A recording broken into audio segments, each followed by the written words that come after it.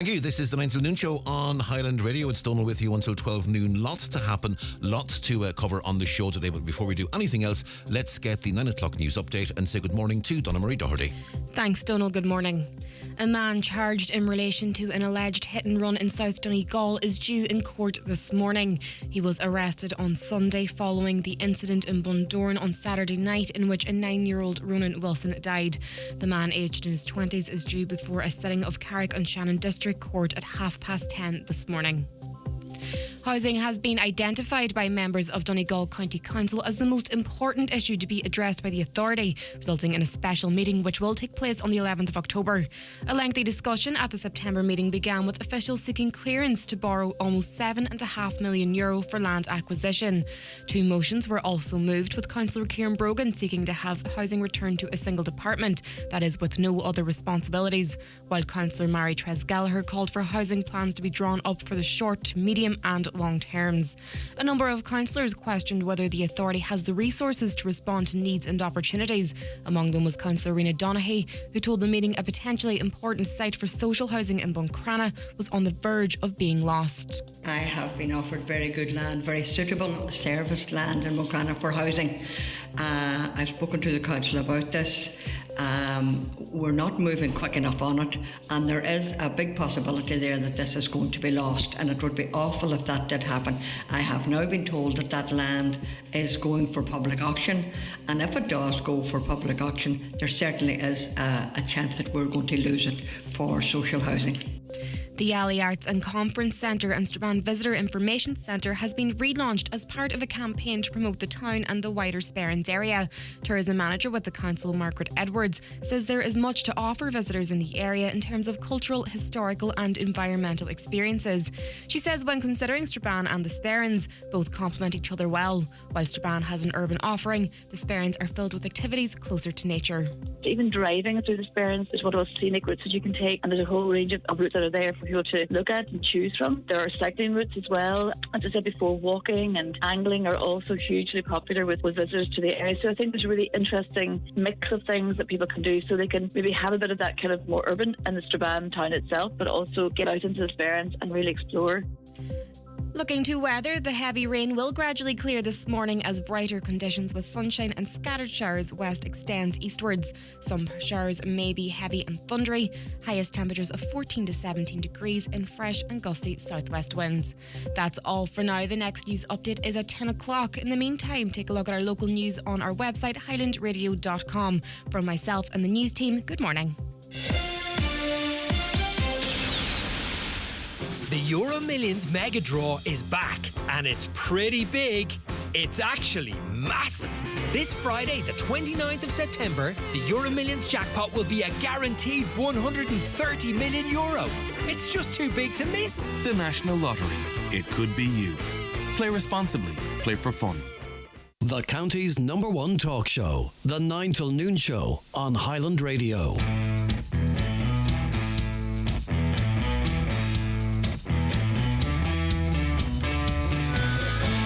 A very good morning to you. This is the 9 till noon show here on Highland Radio. It's Donal Kavanagh with you on till 12 noon today.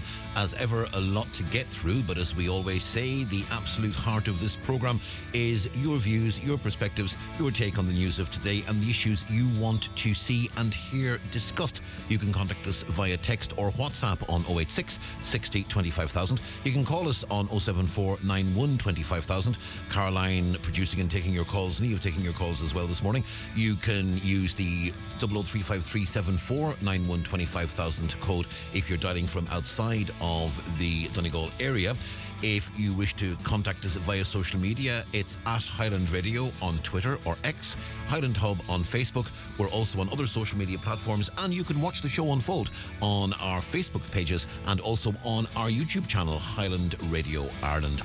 As ever, we will begin with a look at the newspapers on this Tuesday morning, the 26th of September. Don't forget, by the way, because it's a Tuesday, we will have our Garda slot coming up after the news at 10. That's at about 10 past 10 or so when we will be giving you the chance to help Garda with a number of incidents and appeals that have happened around the area over the past 7 days.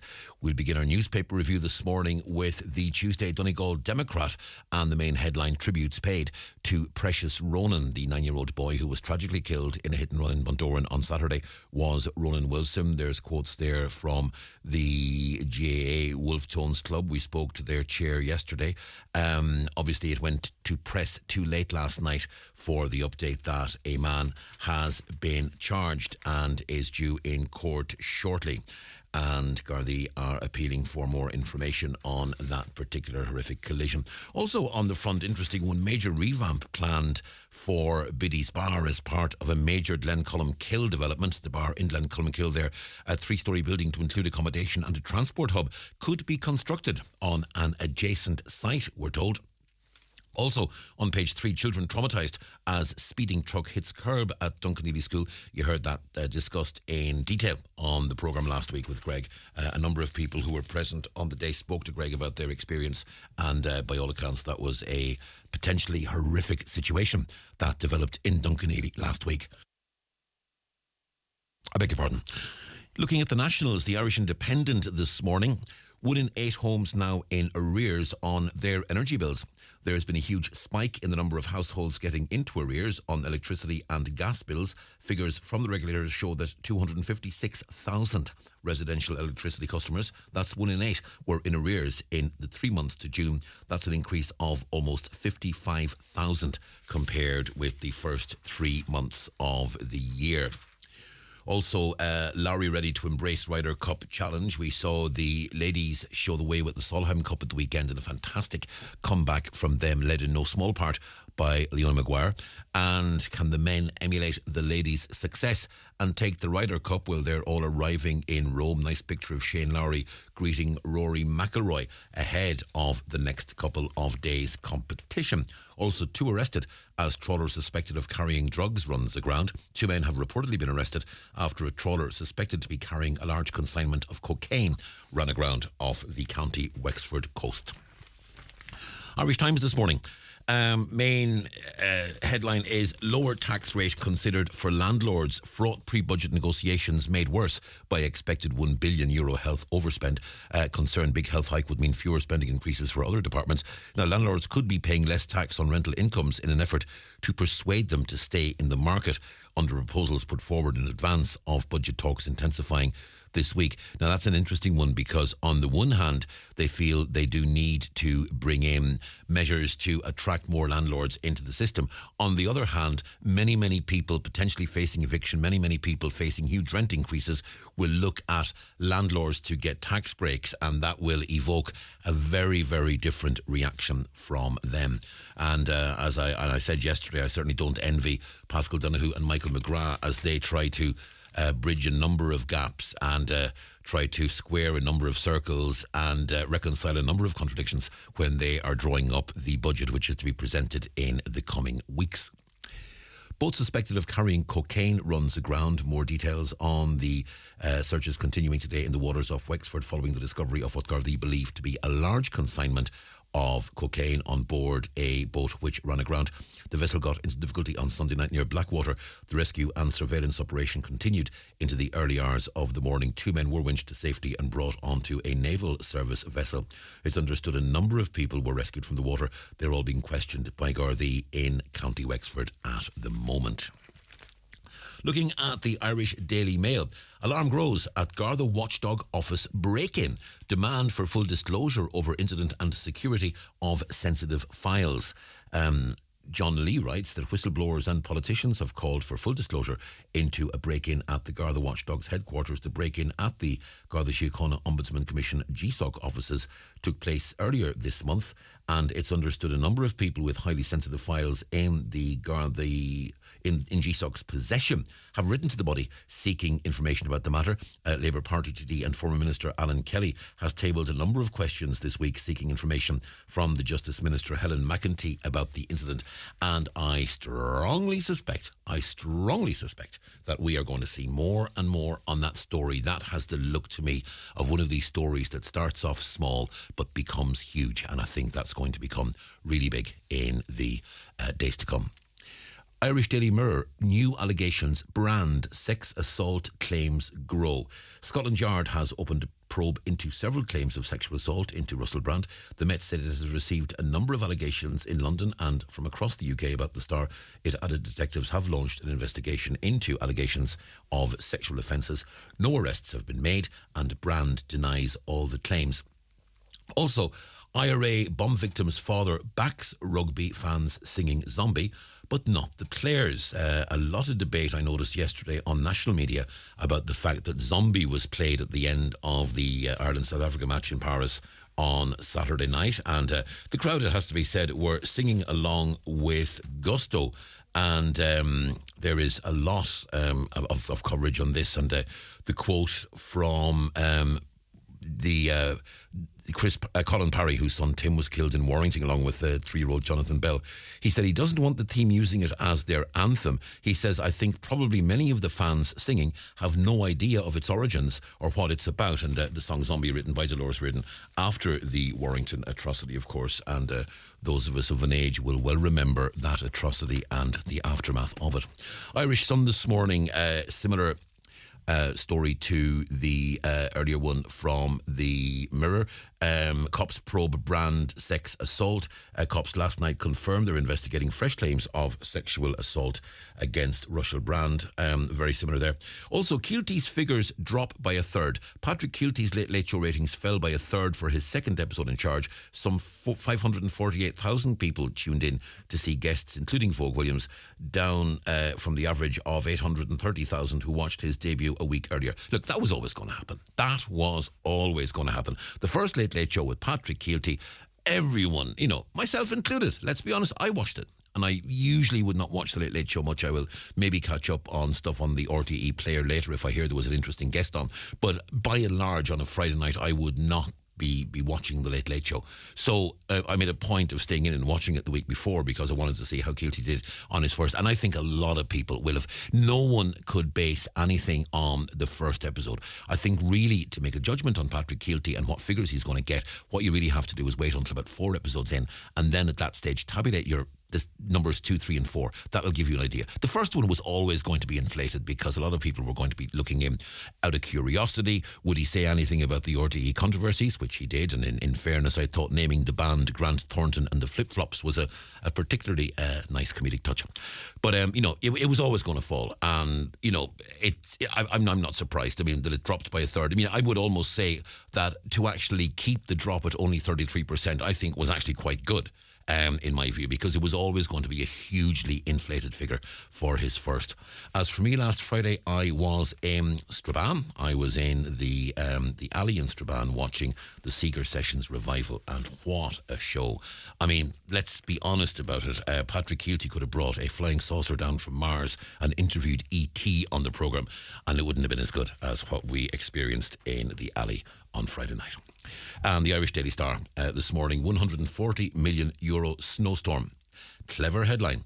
2 men have been arrested after a fishing trawler with an estimated €140 million worth of cocaine on board ran aground amidst high winds in Wexford on Sunday night. And again, UK police probe more sex assault claims against Brand, and Bomboy's dad backs Irish fans. I'm not quite sure. I'm all for an alliterative headline and for preciseness, and I understand what tabloids have to do when it comes to their headlines, but Bomboy's dad, I'm not sure I would have phrased it that way. It's the 9 till noon show. It's 9:15. Back in a moment. The newspapers are courtesy of Kelly Centra Mountaintop Letterkenny, the C-Store National Large Forecourt of the Year for 2022. Save up to €100 this week at CallahansElectrical.com with discount codes. Code Highland20 for purchases over $229, Highland30 when you spend over $399, and Highland100 for sales over €1,000. Shop and save online at CallahansElectrical.com with your exclusive Highland Radio discount code. The Fáilte Ireland Employer Excellence Programme is now open to tourism businesses of every size, from the smallest attraction to the largest hotel. Join hundreds of others already attracting top talent with the Employer Excellence Programme, the mark that will help you hire. Register at fáilteIreland.ie/employer excellence. The Donegal Texel Sheep Breeders will hold a sale of 83 rams in Reformart this Friday the 29th at 7, with approximately 50 SIS scheme eligible rams available on the day. Online bidding via the Mart Bids app. That's this Friday at Reformart. In the next 15 seconds, you're going to find out where is the best place in the Northwest to buy a bed or mattress. It's Restex Beds and Furniture Mountaintop, Letterkenny, where comfort meets style. If you fancy going out for a bit of lunch today, or any day, pop into Kelly's Diner in Letterkenny. There's great choice and great value on the packed menu. Choose from fresh gourmet sandwiches, a hot chicken wrap, or bacon and cheese baked potato. Try the Kelly's signature special with hot turkey slices and smoked bacon, or maybe a chicken and bacon Caesar salad. Treat yourself to some lunch at Kelly's award-winning diner, Mountaintop, Letterkenny. Highland Radio time checks with Expressway. Travel Route 32 from Letterkenny to Dublin when you book online and travel for less. Expressway, bringing you the time at... Time is 17 minutes past 9. Now, let's talk about the health service, because Sinn Féin are launching their alternative health budget, setting out the party's plan to reform the health service in a Sinn Féin-led government. And we're joined on the line by Deputy David Cullinan, who is the Sinn Féin spokesperson on health. Deputy Cullinan, good morning. Good morning, Donal. First things first, we're told that at this point in time, as we speak, as Ministers McGrath and O'Donoghue sit down to figure out their spending priorities and what they can afford to do in Budget 2024, the health service is $1 billion over budget already. Is that something that you're factoring into your own discussions and your own deliberations?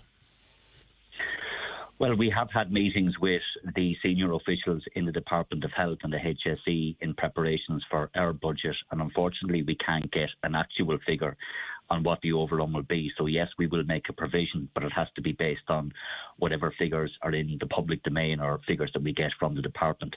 There is a much wider problem, and that last year I predicted exactly this would happen. So in our alternative budget last year, we proposed a package of measures of €1.2 billion to ensure that hospitals had the capacity that they needed. We know that the trolley crisis and the pressures in emergency departments are all year round. We know that part of the problem in emergency departments is a lack of alternative care pathways, for example, Edinburgh's GP care, which I know is an issue in Donegal and in other rural areas as well. So we had set out a very ambitious but realistic plan on putting those investments in last year.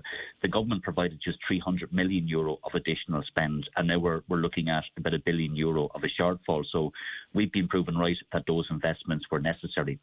I also pointed out to the Minister for Health, because it's not all about additional investment. We also need to reform how we spend our money. There are hospitals that are doing exceptionally well and have had no patients on trolleys now for a long time. That needs to be the case in more hospitals, and we have to mandate that best practice. But equally, we're spending huge amounts of money on outsourcing, on agency, on management consultancy, and a whole range of areas where it's only in recent weeks now that the head of the HSE is putting in place cost containment measures to try and control those costs. So there are lots of things that need to be done. It isn't all just about making investments. Yes, they are necessary, but equally it's about containing runaway costs in certain areas that can be contained, but also making the reforms to ensure that we get bang for buck for the money that we are investing in healthcare.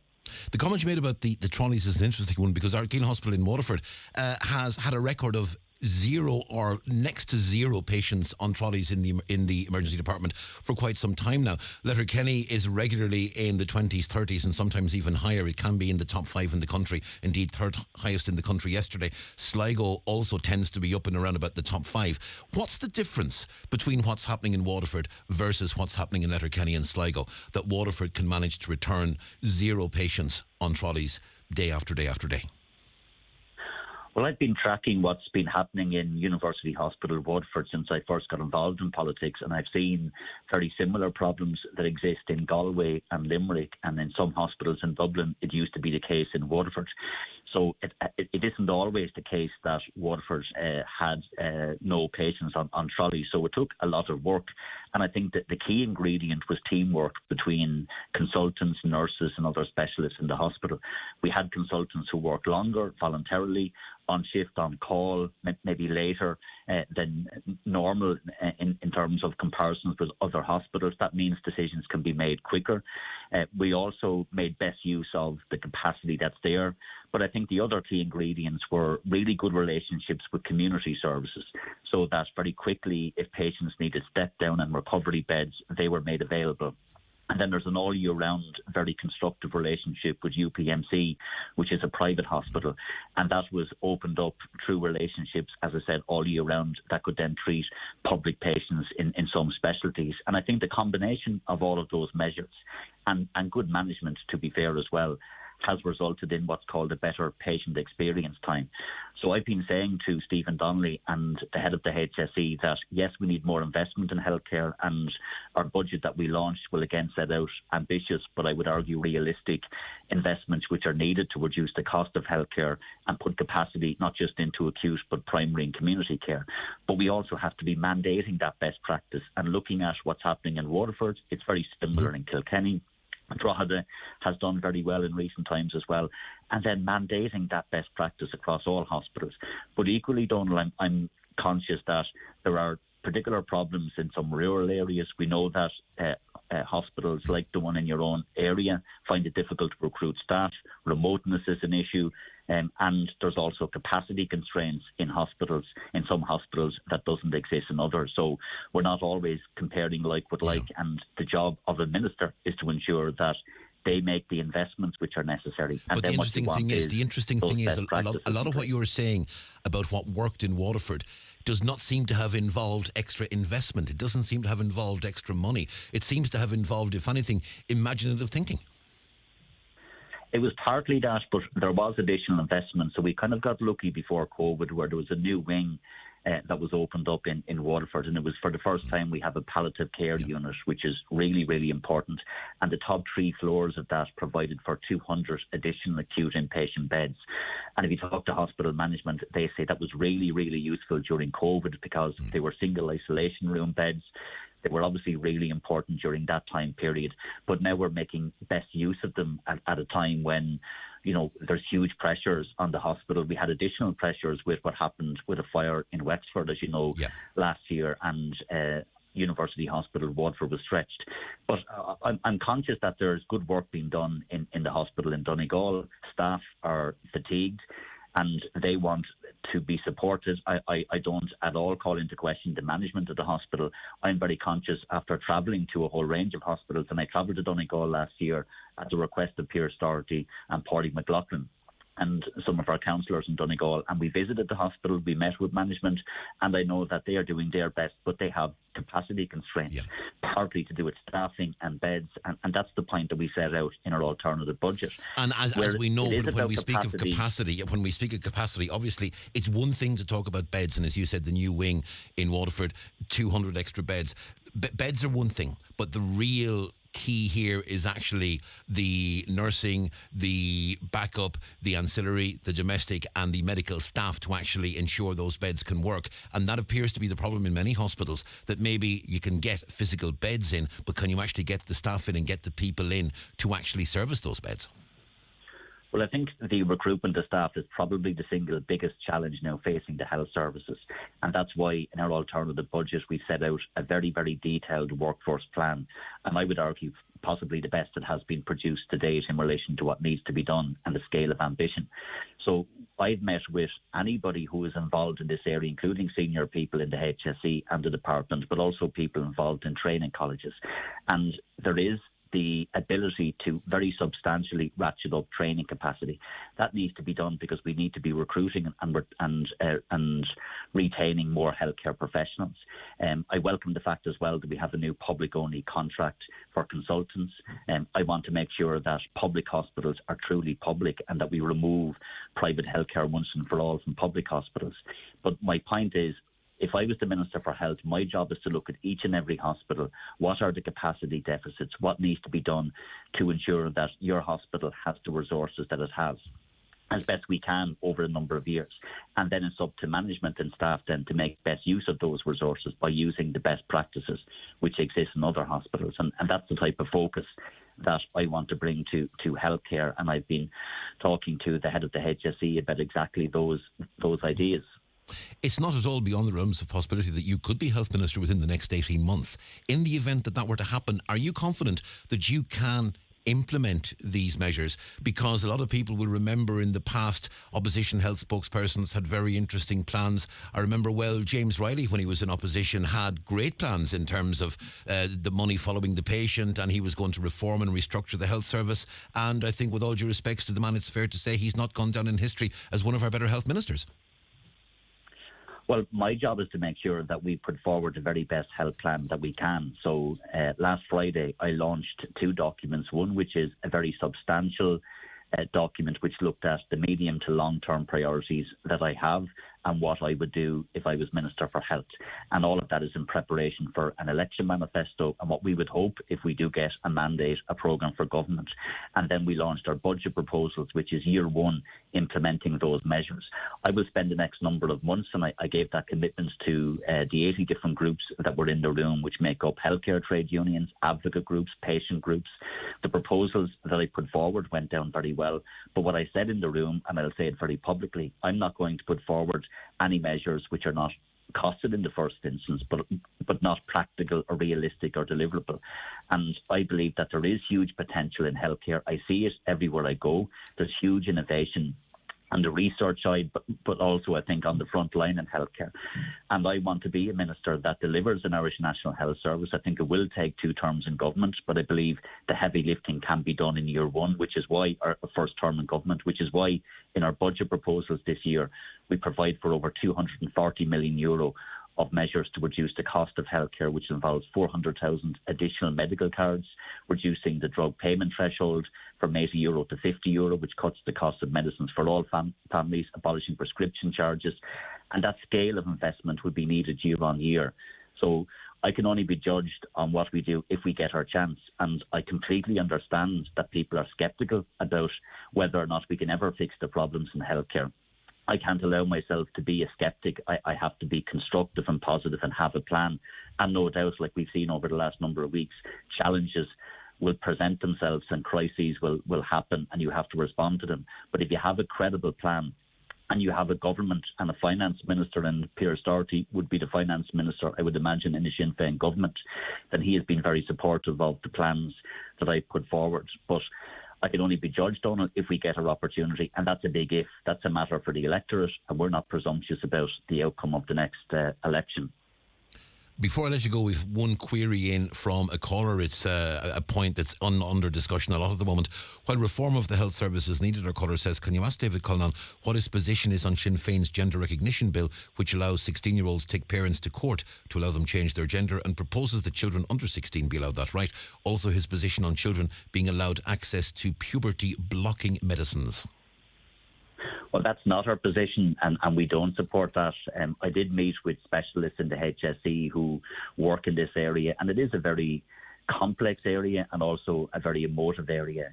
Those services in Ireland were suspended a number of months ago, and I think they are being reopened again or recommenced. There is a new strategy that's been looked at to support people who transition from all of the wider health supports that they need. That's going to be an expert-led, clinical-led review, and I support that. So in any of those areas, I will be led by clinicians and experts, and obviously that's the best way to approach all of these issues. I completely understand that the use of puberty blockers is controversial for some. It's very rarely used, and it's not something that I would want to see widely used at all. I think we need to make sure that all of the supports are there for children, including the psychological supports that children need, but any health supports in this wider area of transgender healthcare rights, in my view, has to be clinically led and expert-led. Deputy David Cullinan, thank you very much indeed for speaking to us this morning. Thank you.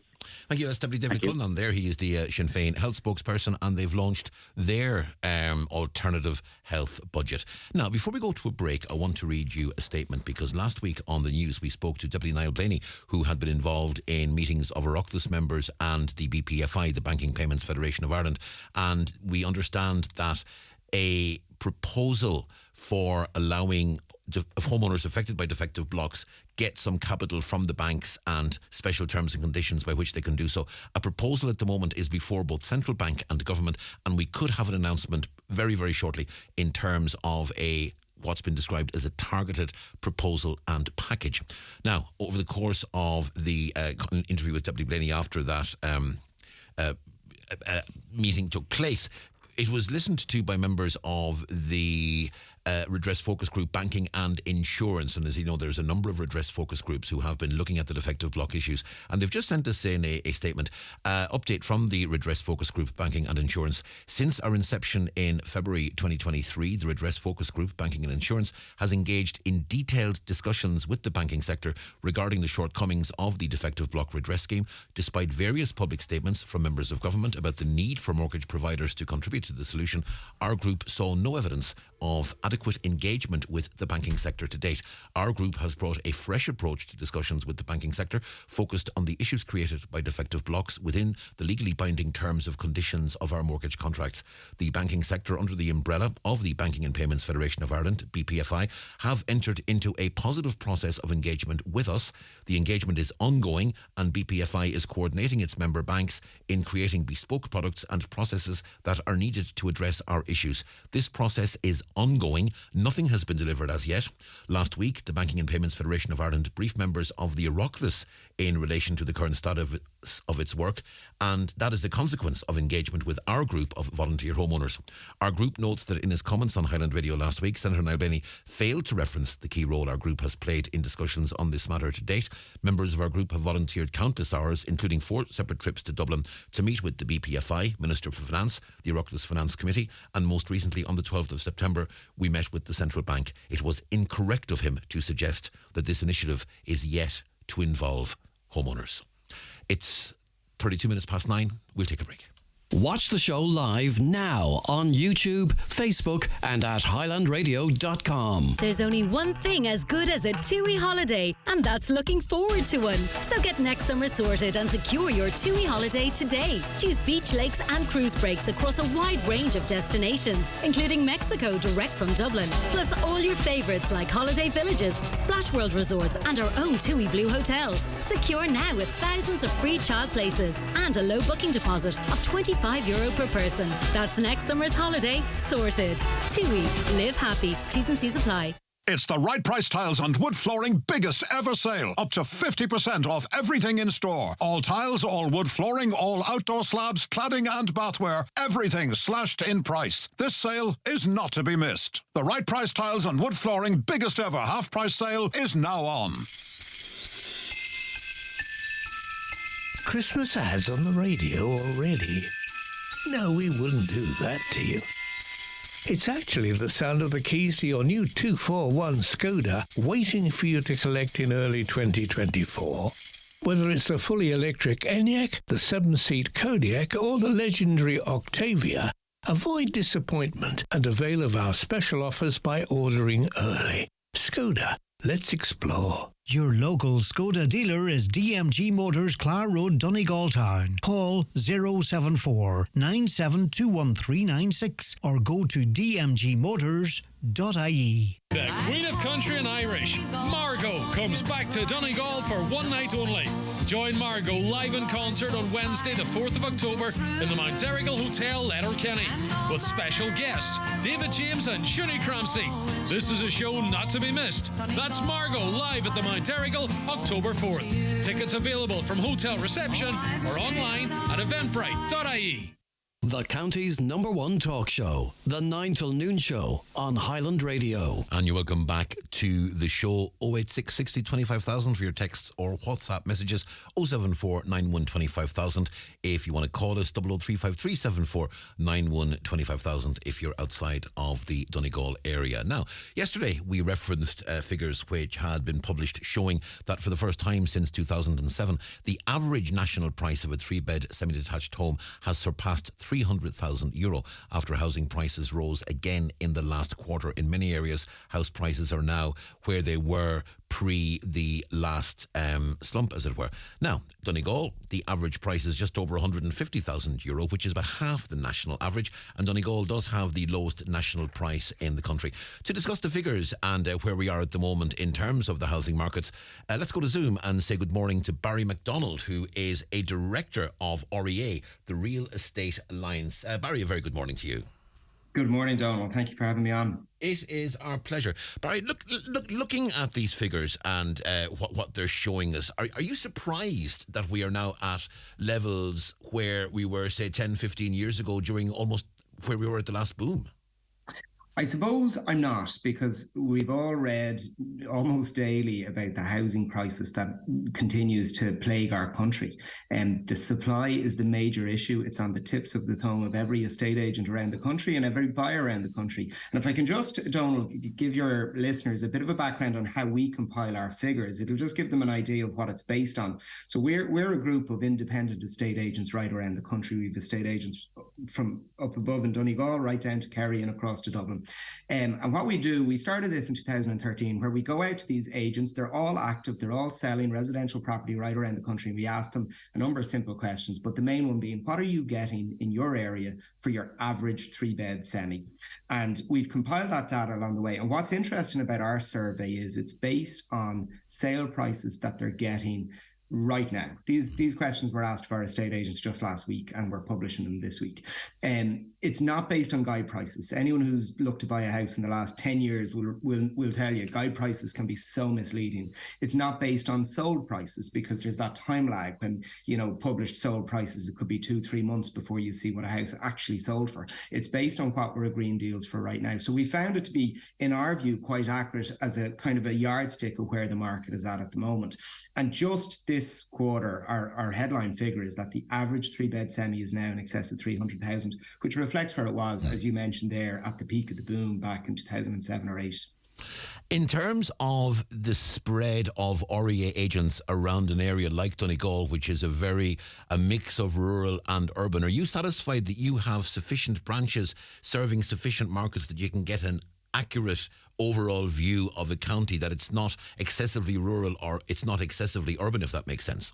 It does, no, and I appreciate exactly where you're coming from. So our agents in Donegal, we don't have a big number of agents right across the county, and this would be the situation right across the country. We don't claim that we're bang on the money. It's not a scientific assessment of where things are, but they are active agents. They do see what's happening on the ground. They are aware, and actually what they're also doing is they're talking to their competitors who might be, 20 miles down the road, active, we'll say, in the likes of Ballybuffet or somewhere, and they're talking to them about what's going on. And quite honestly, if you look at it, it generally tends to reflect what we're all reporting on 2 or 3 months later based on sale prices.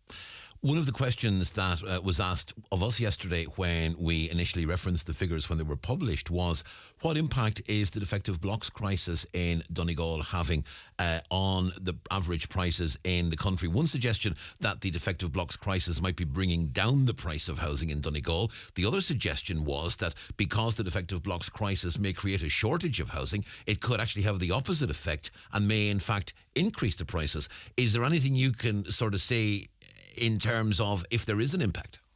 Well, there is, and I spoke to our agent up in the Buncrana area, in Milford and Buncrana area, Paul McElhenney, about this issue. And he said, look, there's no doubt, if you got a 3-bed semi in good condition, we'll say maybe a newer house, it's certainly worth in excess of 200,000 if it's in the right location and good condition. But there's no doubt there are mica affected properties, or properties that are just in bad condition that are selling for 100,000 or even less. And that's clearly dragging down that number, that headline number of 157,000, which is quite stark. I think it's the lowest in the whole country. It is. But on the flip side of supply, supply is an issue right around the country. There's no doubt about it. I spoke to the agent all the way down in Kerry, and the word he used for the supply problem is chronic. Buyers just cannot find houses. And the problem is they're just not building them. The value isn't there to build them. There is sporadic new build development going on in Donegal, but it's very, very minimal. It's down around Bundoran and it's down around Donegal town. And the rest of the county really has seen no new development at all, unless you might get the odd holiday home development one-offs and things like that, where the value is there and it's worth the build cost. So, I mean, the message really would be, if you're looking for a good 3-bedroom semi somewhere like Letterkenny or Buncrana, don't necessarily expect to get it for 157,000. Yeah, for sure.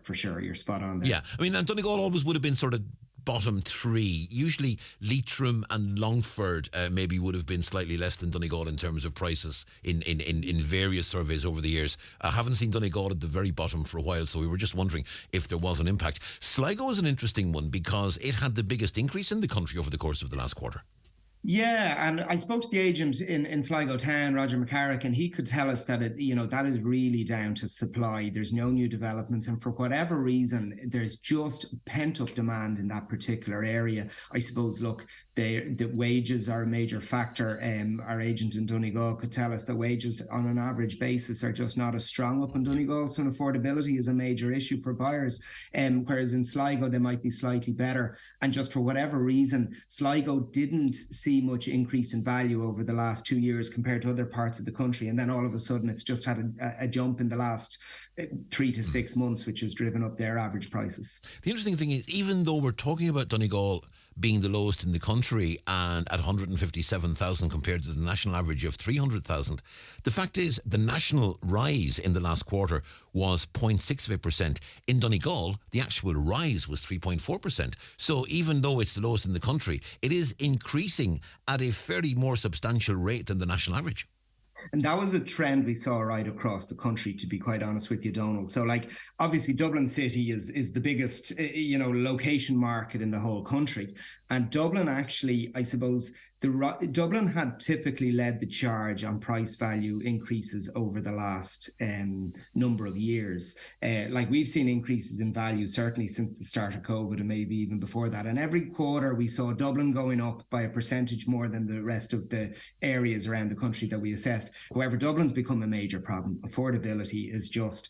It's beyond the reach of most first-time buyers. The average 3-bed semi-detached house in Dublin is now clocking in at over €500,000. It's €504,000. And when you build in the interest rate rises we've seen over the last 12 to 18 months, it's just beyond the level of affordability for most young couples or individuals looking to buy a home. We know that Donegal County Council is holding a special meeting next month to discuss the issue of housing and the supply of housing, social housing, obviously first and foremost it being the council, but the non-availability of private housing also raised, it being a contributory factor in more people now seeking social housing because of the non-availability and the supply situation in the private market. A lot of talk about trying to incentivize builders, incentivize construction, get more land banks open, get more houses built. What do you think is going to happen in the medium term, say the next 3 to 5 years nationally, in terms of, are we going to see a huge increase in the number of new builds across the country? And an ancillary question then for Donegal, what impact is the ongoing redress scheme for defective block homes going to have in terms of the fact that many construction firms and builders are going to be tied up working on defective block issues and demolitions and rebuilds rather than actually building new homes? Could we see a situation develop where the rest of the country accelerates more than Donegal does in terms of the availability of new stock? There is a risk of that. There's certainly no doubt, just to take the first part of that question, where values are lowest is where the biggest problem lies. The market just isn't there for private home development, and we do need to look to the state to figure out a way that we can provide new housing stock to all areas of the country, not just around Dublin and maybe Cork and Galway where the values are highest, but to look to more rural areas like Donegal and Leitrim and Longford and figure out how can we provide a housing stock for, we'll say, our young first-time buyers who want to stay in those areas and build an active community. Dublin's not for everyone, and we need to promote these kind of more rural lifestyles. And because of obviously remote working and connectivity and issues that have improved, you'd really like to see a situation where a level of housing is provided for those people. But unfortunately, looking to the private sector is not really the answer, because at an average value of, be it obviously the headline 157,000 or be it 200 or 225, it just doesn't stack up. The regulations and building requirements that are put in place there to build a new home, any builder would laugh at you. They'll tell you there's no chance they can build, be it a 3-bed semi of 120 square metres for that kind of money. It just doesn't stack up. And as a result, any private development we're going to see are going to be in those areas where a house is worth certainly in excess of 300,000 at least. On the redress issue, the micro redress issue, I think that's going to tie up an awful lot of what happens in Donegal over the next number of years, as that hopefully gets somewhat sorted out. I think builders that have been active in the past will perhaps have their attention diverted to those issues going forward, and we just might see even less new development up there. But I think we have to look for state intervention in all aspects of that and of development of new homes. Because the reality is this defective block issue is not going to be resolved this year or next. We're in a process that's going to be minimum 5 to 6 years and probably a lot longer. It certainly would appear to be that way. Now, I know there's parties involved trying to work through things there, but I know many of your listeners are well aware of that whole situation, and really there's no quick fix, unfortunately. In terms of looking at the national situation, and Barry, you as director of the Real Estate Alliance have been sort of monitoring these trends now for a long time. Are we now in a situation where effectively we're going to move into a new housing boom and we're just going to restart the cycle? Or do you think the situation is going to regularise itself? Because, as you say, on the one hand, you have unsustainably high prices in Dublin that people can't afford, and you have unsustainable low averages in Donegal that will just not incentivise builders or investors to actually become involved in the housing market. So you seem to have issues on both sides of the coin in terms of maintaining the situation where it stands. Well, I really hope and think that we'll see a kind of a balancing out situation. And I want to be careful not to sound like some of the government politicians back at the peak of the boom who spoke about kind of soft landings and things like that. But it is a very different situation. You know, with demographic change, we're seeing a huge level of demand continue to be the case. I'm active in Dublin as an estate agent myself, and I'm active also down in Waterford. But in Dublin in particular, I'm based in the suburbs of Dublin, and we've seen exceptional levels of demand over the last 4 or 5 years there, and it hasn't stopped. I talk regularly to a particular friend of mine who's a very active mortgage broker, and he's obviously a little bit ahead in the chain as to people's thought process with regards buying, and he's telling me that pipeline hasn't changed. The levels of we'll say of agreements on mortgages is at an all-time high level, despite the mortgage interest rates increasing. And just people, I suppose, if you look at it, you have young couples, they want their own house. They're currently renting at exceptionally high levels of rent. They've all heard the horror stories of friends getting eviction notices and having to leave quite quickly.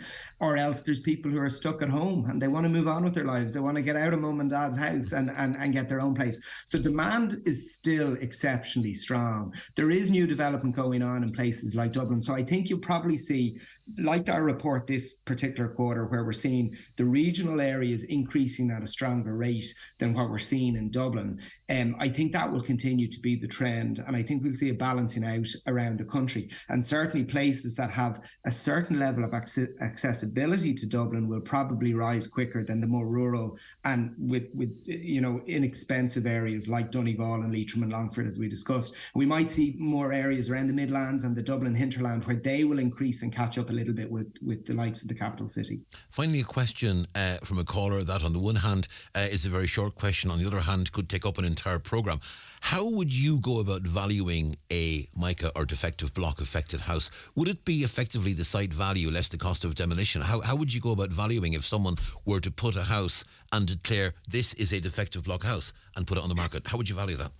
So we base, when it comes to residential property, typically we it's quite an inexact science, the measure of valuation. It's opinion based, and often it's based on comparative to other properties that have sold of similar nature. Now, I've never had to value a mica affected property because of where I'm located. However, I have in the past had to value, we'll say, properties that were affected in other ways. And we were obviously aware of the situation that happened with the new developments back in 2005, 6 and 7 with the pyrite. And certainly that was an issue. And there was different ways of looking at it. You could look at site value. If obviously the cost to refurb what was there was too high, sometimes it makes more sense to knock and rebuild, and you counter in the cost of demolition, and then you look at what the site is left behind.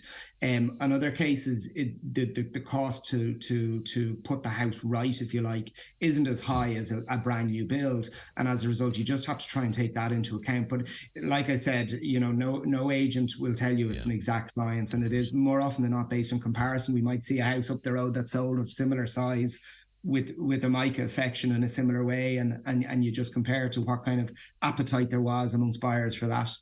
I suppose the big difference really, sadly, is in the Donegal, Mayo and other counties situation with the mica and other defective deleterious materials. It appears that demolition and rebuild is a lot more prevalent in this case than it was in the pyrite case. But Barry, we appreciate your comments. Barry McDonald, thank you very much indeed for speaking to us this morning. Thank you. Thank you very much indeed. We're going to take a short break. Back after these. Let's talk about lamb. Quality assured lamb. There's so many ways to enjoy its natural flavour, like tender lamb pieces for a midweek teriyaki stir fry, or succulent lamb chops, delicious with minty couscous. And for the weekend, leg of lamb with rosemary that the whole family will enjoy. For great meal ideas, visit boardbia.ie/recipes, and always choose lamb with the Boardbia quality mark, so you know it's produced to Boardbia's high standards, verified at every stage.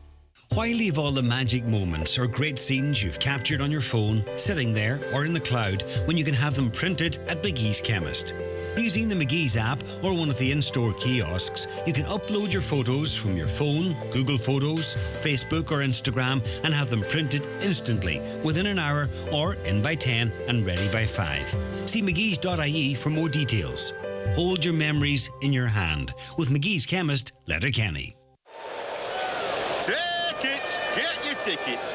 Arsenal, Chelsea, Leeds, Liverpool, Manchester United, Spurs and more. Home games and all the goals scored. Don't be shy, it only takes a minute to win it.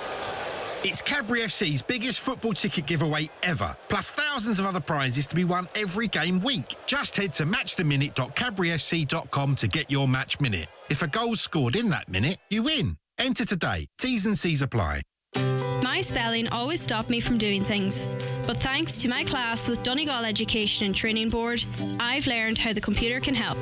It was hard to take the first step, but now there is no holding me back.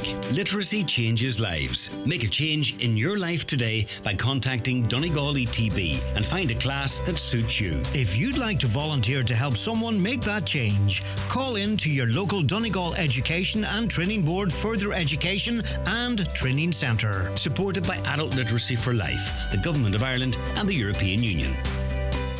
Just want to let you know that the back road between Stranorlar and Crossroads Village will be closed between Wednesday and Friday. That's tomorrow the 27th until Friday the 29th.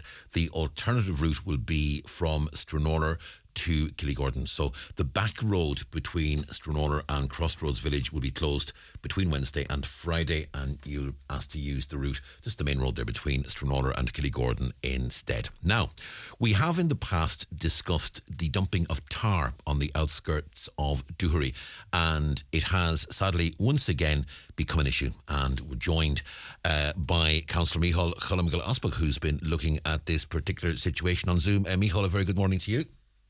Imagine why the Donal to Yeah, imagine why, Micheál. Micheál, once again, tar dumped there at the Winnamarv Heritage site. It's not the first time it's happened. You want to see this stopped? No, unfortunately, it's not the first time it's happened. It's happened quite a lot.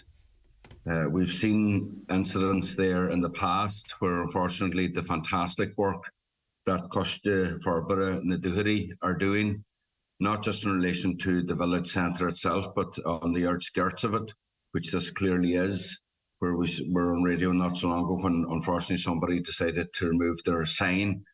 But here we are talking about this spot yet again in a very negative way instead of a positive way. It's anybody that knows it.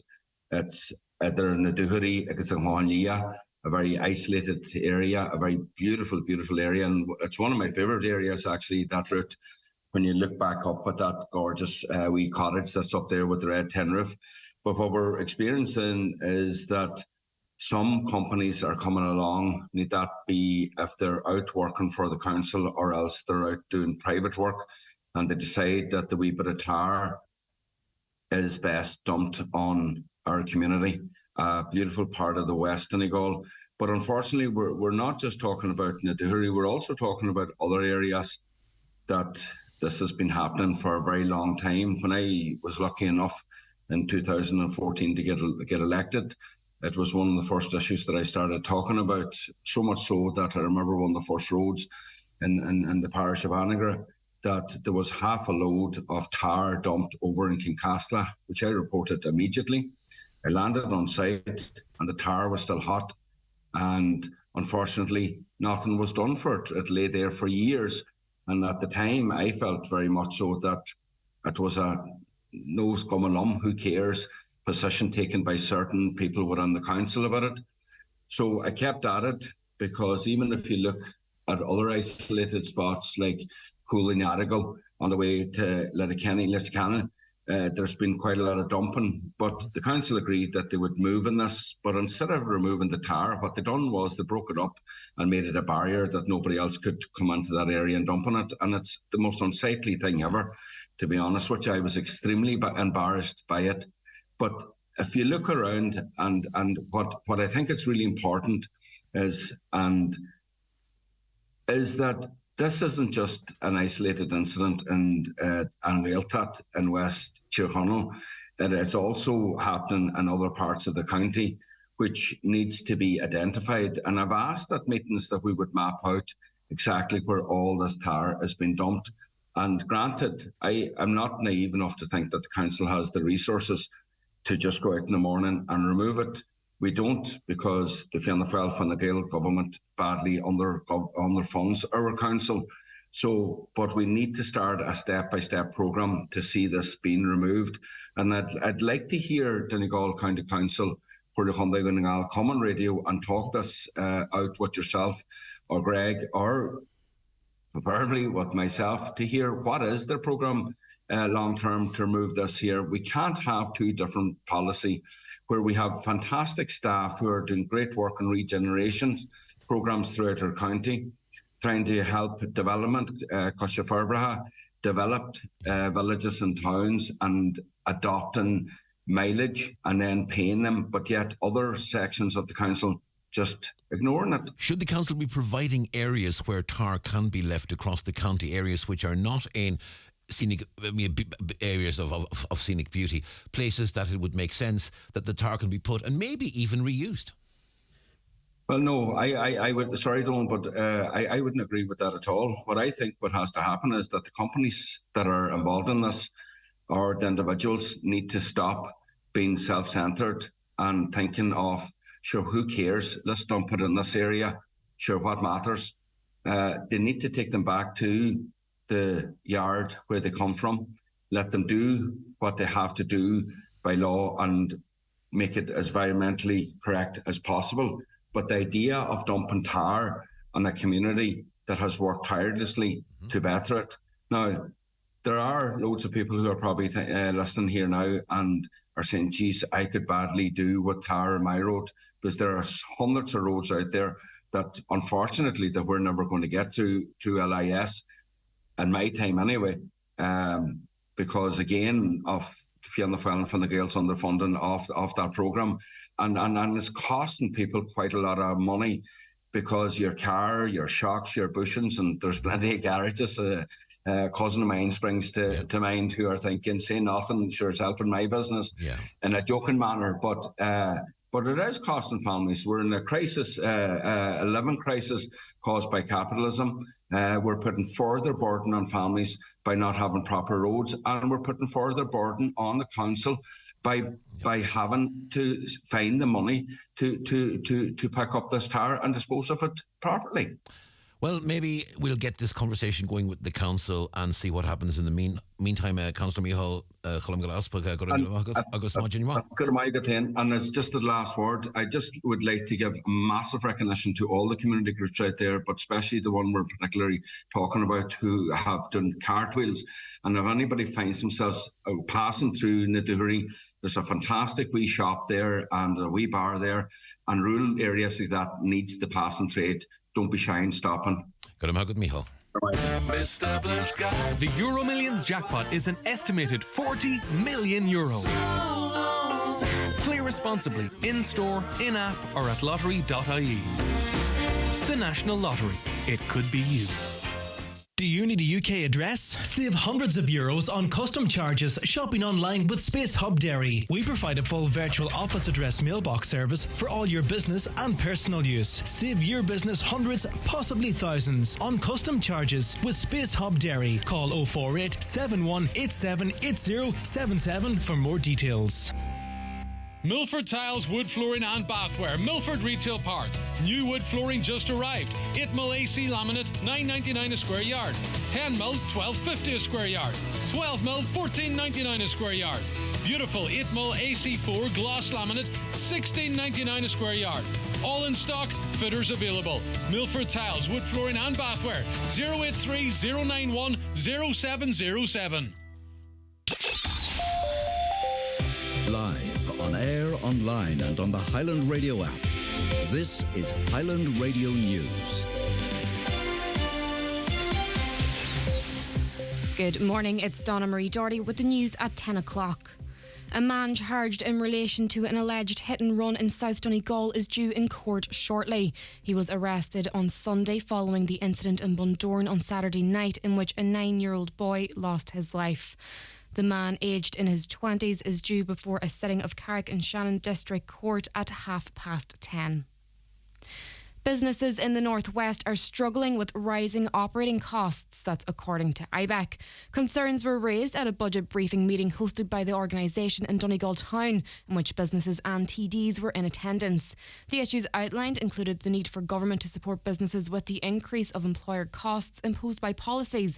These include the living wage and pensions auto-enrolment. Helen Leahy, head of regional policy, says small and medium enterprises are going to find it difficult to absorb the additional overheads. IBEC recognises the government's decision to move to a living wage, but we want to see the transitionary period between now and 2026 to include measures that will help businesses, especially those small to medium enterprises that will find it hardest to absorb the significant extra cost. A number of childcare providers are closing their doors this morning as part of a 3-day protest calling for an increase in government funding.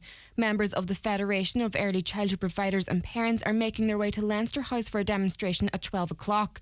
The group is urging the government to increase the current funding of €69 per child per week so owners can afford to pay their staff and soaring bills. The Alley Arts and Conference Centre and Strabane Visitor Information Centre has been relaunched as part of a campaign to promote the town and wider Sperrins area.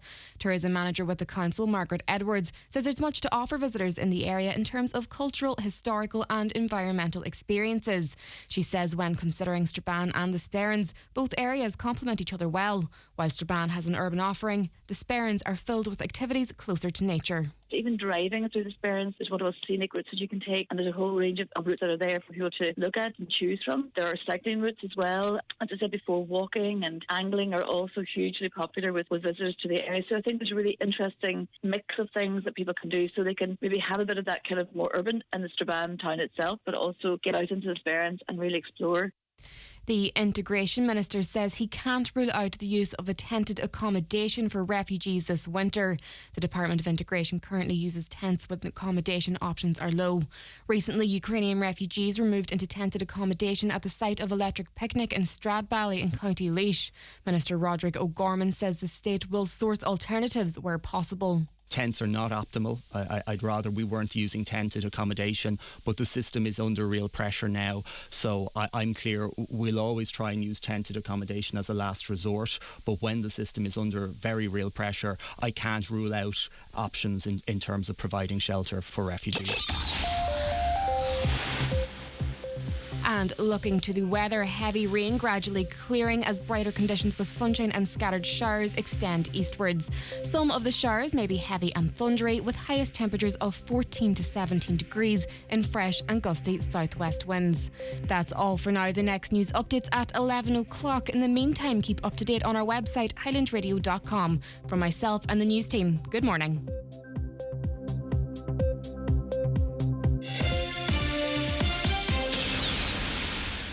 The obituary notices this Tuesday morning, September 26th. The death has occurred of Grace Ann McGarvey, nee Sweeney, Ballyness, Falcarra. Grace Ann's remains will repose at her home in Ballyness, Falcarra from 11 a.m. today and tomorrow. Rosary both nights at 8 p.m. House is private each evening after the rosary and on the morning of the funeral. Funeral Mass at 12 noon on Thursday at St. Finan's Church, Falcarra, with burial afterwards in the adjoining cemetery. The Mass can be viewed live on mcnmedia.tv or Sweeney Funeral Directors and Embalmers Facebook page. Family flowers only, please. The death has taken place of Lexi McCloskey, 91, Ardnamoyle Park, Shantallow. His remains are reposing at his home. Funeral from there tomorrow at 12 o'clock for 12:30 p.m. Requiem Mass in Our Lady of Lourdes Church, Steelstown. Interment afterwards in St. John the Baptist Cemetery, Carrigart. Family time, please, from 10 p.m. to 11 a.m. Family flowers only, please. Donations in lieu of flowers if wished to the Foyle Hospice. The death has taken place of Sinead McLaughlin, nee Monteith, 4 Hillview, Buncrana. Remains will repose at her residence this morning from 11 a.m. until 9 o'clock tonight. House private on the morning of the funeral. Funeral from her residence tomorrow morning at 10:15 a.m. Going to St. Mary's Church, Cockhill for 11 o'clock Requiem Mass, with burial afterwards in the adjoining graveyard. Funeral Mass can be viewed online at churchservices.tv. The death has taken place of Michael McFadden, Killalt and Ardsbeg, Gorta Hork. His remains are reposing at Sally Brennan's residence in Ardsbeg, Gorta Hork. Funeral from there tomorrow morning for 11 a.m. Requiem Mass in Christ the King Church, Gorta Hork, with burial afterwards in the adjacent cemetery. Rosary at 8 o'clock tonight. House private after the rosary and on the morning of the funeral. Funeral Mass can be viewed live on mcnmedia.tv. The death has taken place of Paul McKevitt Moville.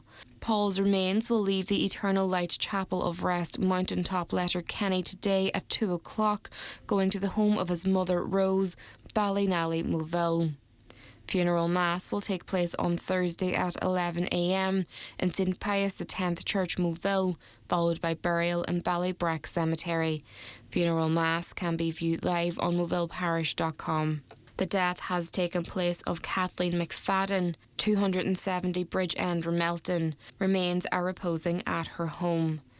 Funeral Mass tomorrow morning at 11 a.m. in St. Mary's Church, Ramelton, followed by burial in the adjoining cemetery. Funeral Mass can be viewed live on churchservices.tv. Family time from 10 p.m. and before the funeral tomorrow. Family flowers only. Donations if desired to the Orthopaedic Ward, Letterkenny University Hospital, care of any family member. The death has occurred of Mary Ferry, nee McAvoy, Ballymacool Upper, Letterkenny, formerly of Fruithill Park, Belfast, reposing at her late residence today from 12 noon until 9 p.m. with rosary at 9 o'clock. Funeral from there tomorrow morning, going to St. Eunan's Cathedral for 11 a.m. Requiem Mass, which can be viewed live on churchservices.tv, followed by burial in Conwall Cemetery. Family time, please, on the morning of the funeral. Family flowers only, please. Donations if wished to Hillcrest House, Residents Comfort Fund, Letterkenny, or the Donegal Alzheimer's Society, care of Pascal Blake, Funeral Director. The death has taken place of Mary Josephine Witters Borland, Breda Glen, Moville.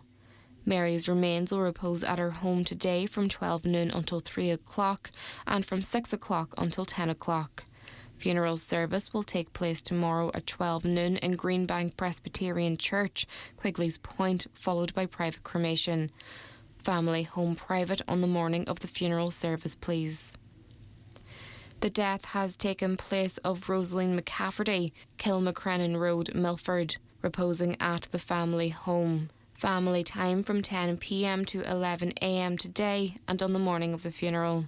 Requiem Mass in St Peter's Church, Milford at 11 a.m. tomorrow morning, followed by interment in Milford Cemetery. House is private to family, close friends and neighbours. Family flowers only. Donations in lieu to the Donegal Hospice, care of any family member or McElwee funeral directors. Mass can be viewed on churchservices.tv. The death has taken place of Robbie McCandless, Bree, Mallinhead. Robbie's remains are reposing at Liam Collins Funeral Home, Station Road, Carndonagh. You are welcome to pay your respects today from 4 p.m. until 7 p.m. with removal to Cloncha Church of Ireland, Mallintown. Robbie's funeral service will take place tomorrow afternoon at 2 o'clock, followed by burial in the family plot in the adjoining graveyard. Family flowers only. Donations in lieu to the Donegal Hospice, care of any family member. The death has occurred of Margaret Glacken, Drumduff, Mount Charles, ní McDermott, Brocka, Clohan. Her remains are reposing at the family home in Drumduff. House private this morning before the funeral. Removal to the Church of the Blessed Virgin Mary Frosses this morning for Requiem Mass at 11 a.m, with burial afterwards in the adjoining churchyard. For more details regarding wakes and funerals, please go to highlandradio.com.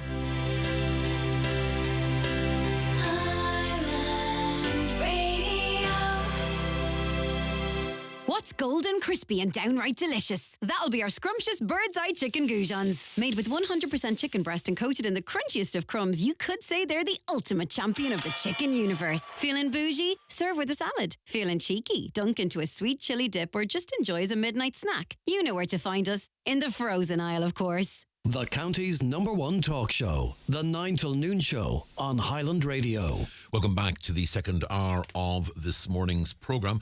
Caller says Micheál is 100% correct about the issue with dumping of tar. If it was the local community groups or individuals dumping it, they'd be fined. It's a disgrace. Some companies appear to get away with this for years with no penalties. The same thing happened overnight in Letterkenny, according to a caller near this test centre on the Pierce Road. It appears to have been 4 to 5 loads of car that were dropped off. It should be easy enough to track down who is responsible.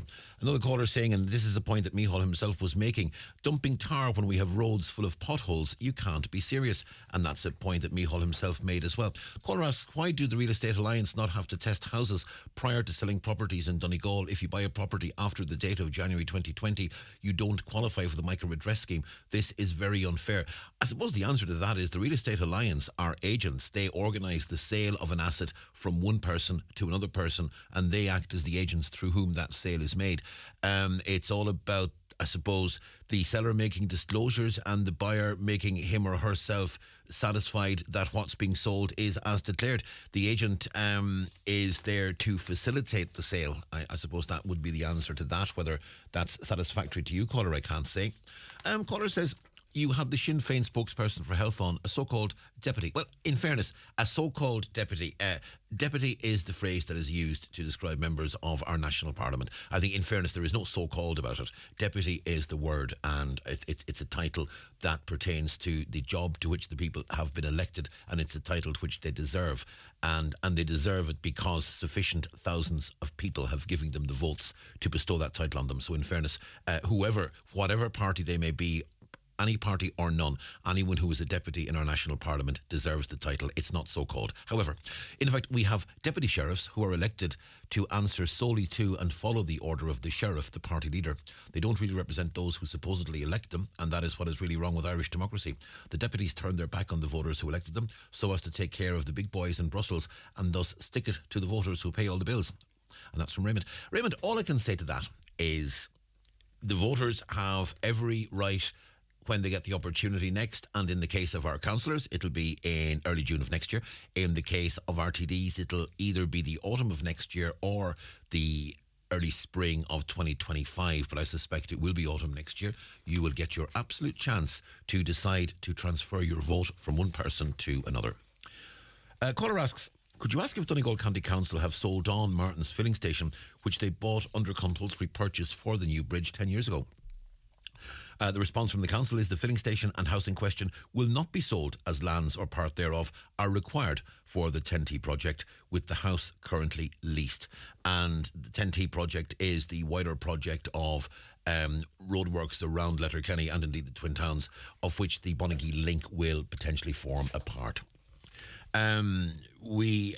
Yesterday it was asked, I heard in the grapevine during the week the tenders are out for the bridge over the Swilly at Letterkenny. Apparently this bypass falls under the A5 upgrade linking Letterkenny to Strabane and onto the A5. The council has responded. There is currently no tender for a national road bridge in Letterkenny, as the 10T project is only at planning stage. The tender may relate to a non-national road bridge in the town. So there is a tender out for works on another bridge in Letterkenny, and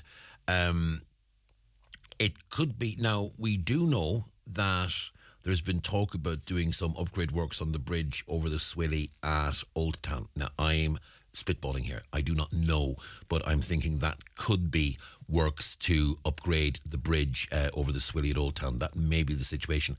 I might be further out than Fanad Lighthouse when I say that, but certainly, as I said, and I was in Lifford yesterday at a council meeting yesterday evening, and I did discuss this with a number of councillors, and they confirmed absolutely not. We are nowhere near tenders for the Bonagee link and that bridge, which will form a central part of it. It's 16 minutes past 10. The Community Garda slot coming up very shortly. But before we do anything else, we'll take a break. And at the start of that break, if you play Highland Radio NCBI Radio Bingo, grab your books, grab your pens, and we will hand you over to Canis. It's time for NCBI Bingo on Highland Radio. It's Tuesday the 26th of September. You're playing on the brown sheet. The reference number is S12. It's game number 39. The numbers are 17, 52, 38, 9, 43, 61, 6, 89, 14, and finally 82. Phone your claim to 9104833 before 8 tonight, leaving your name, contact number and the name of the shop where you purchased your book, and we'll call you back the next working day. Get all your NCBI Bingo information at highlandradio.com. Join the winning team at Michael Murphy Sports and Leisure. They're recruiting experienced full-time staff to fuel their passion for sports. You can apply today by emailing jobs@michaelmurphysports.ie.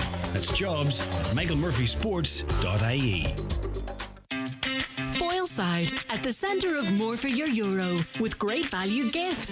So it's worth making the journey wherever you live. With convenient parking, late nights and all your favourite brands, you're better off shopping at Foilside. See foilside.co.uk. The Donegal Texel sheep breeders will hold a sale of 83 rams in Reformart this Friday the 29th at 7, with approximately 50 SIS scheme eligible rams available on the day. Online bidding via the Mart Bids app. That's this Friday at Reformart. This is the 19 Noon Show on Highland Radio. It's time for our Community Garda slot, so before we do anything else...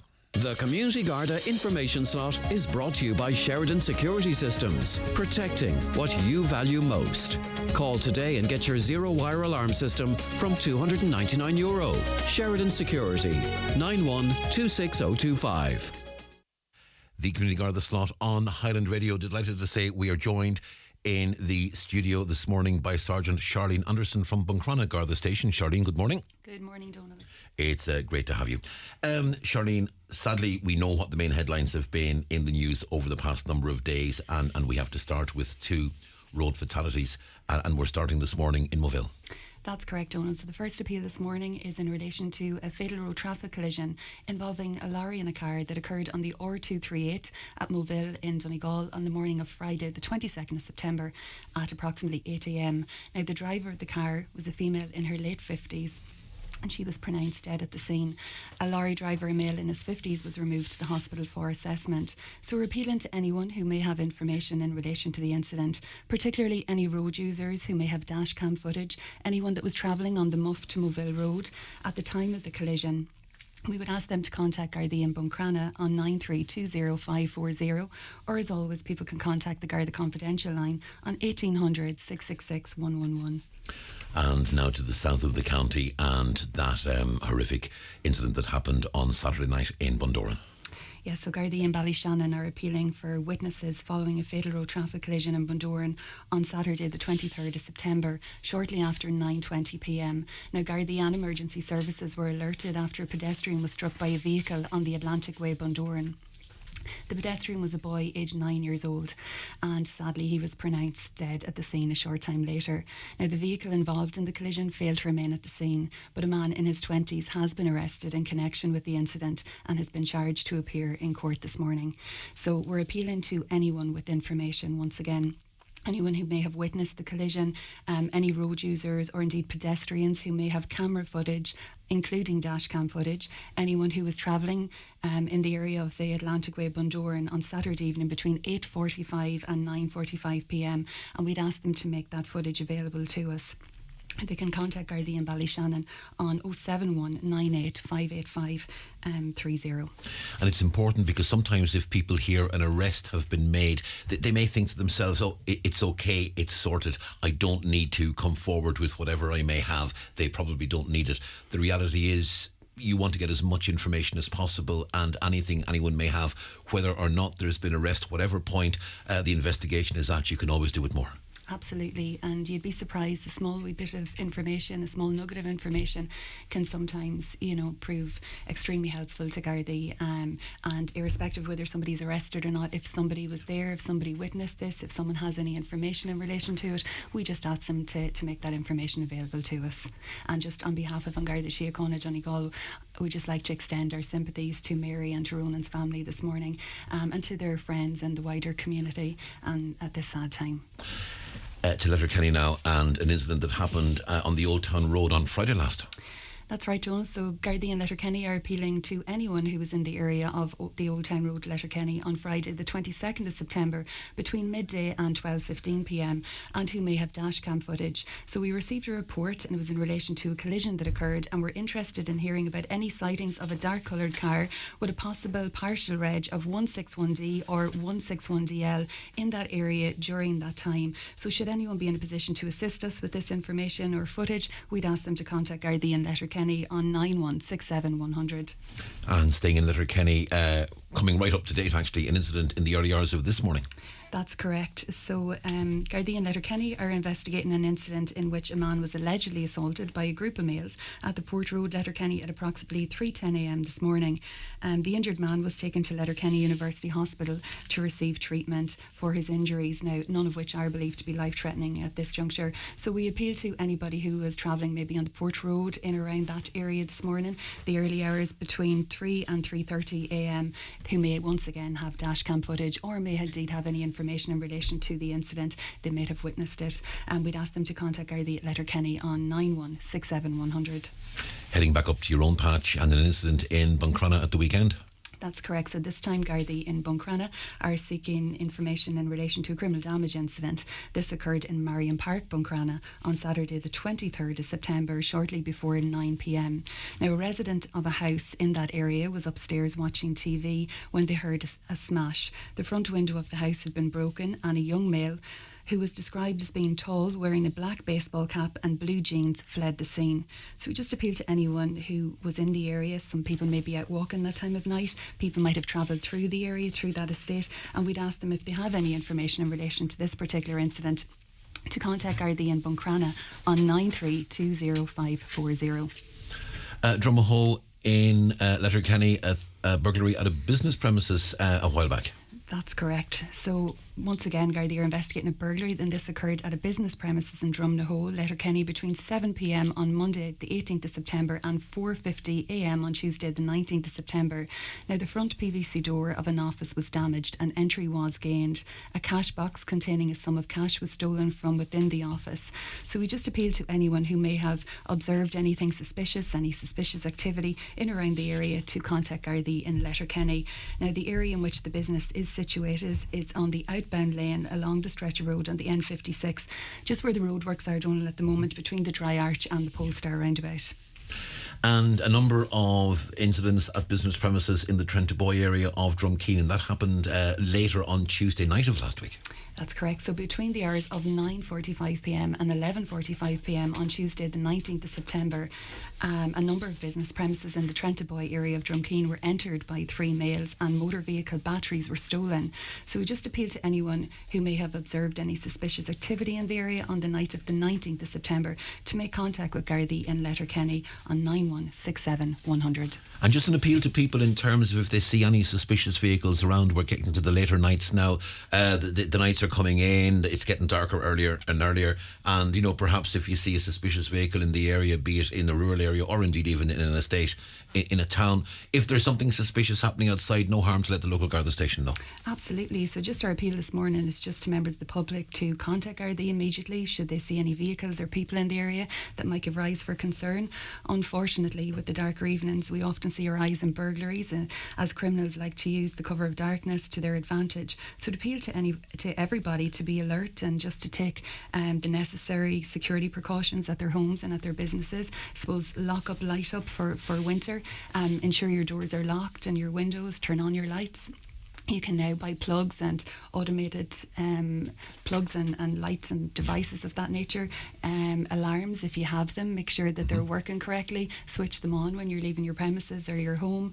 And just to be vigilant. And once again, if you do see anything suspicious or you feel something gives rise for concern, give us a call and we'll absolutely check it out. Back to Inishowen and a car theft.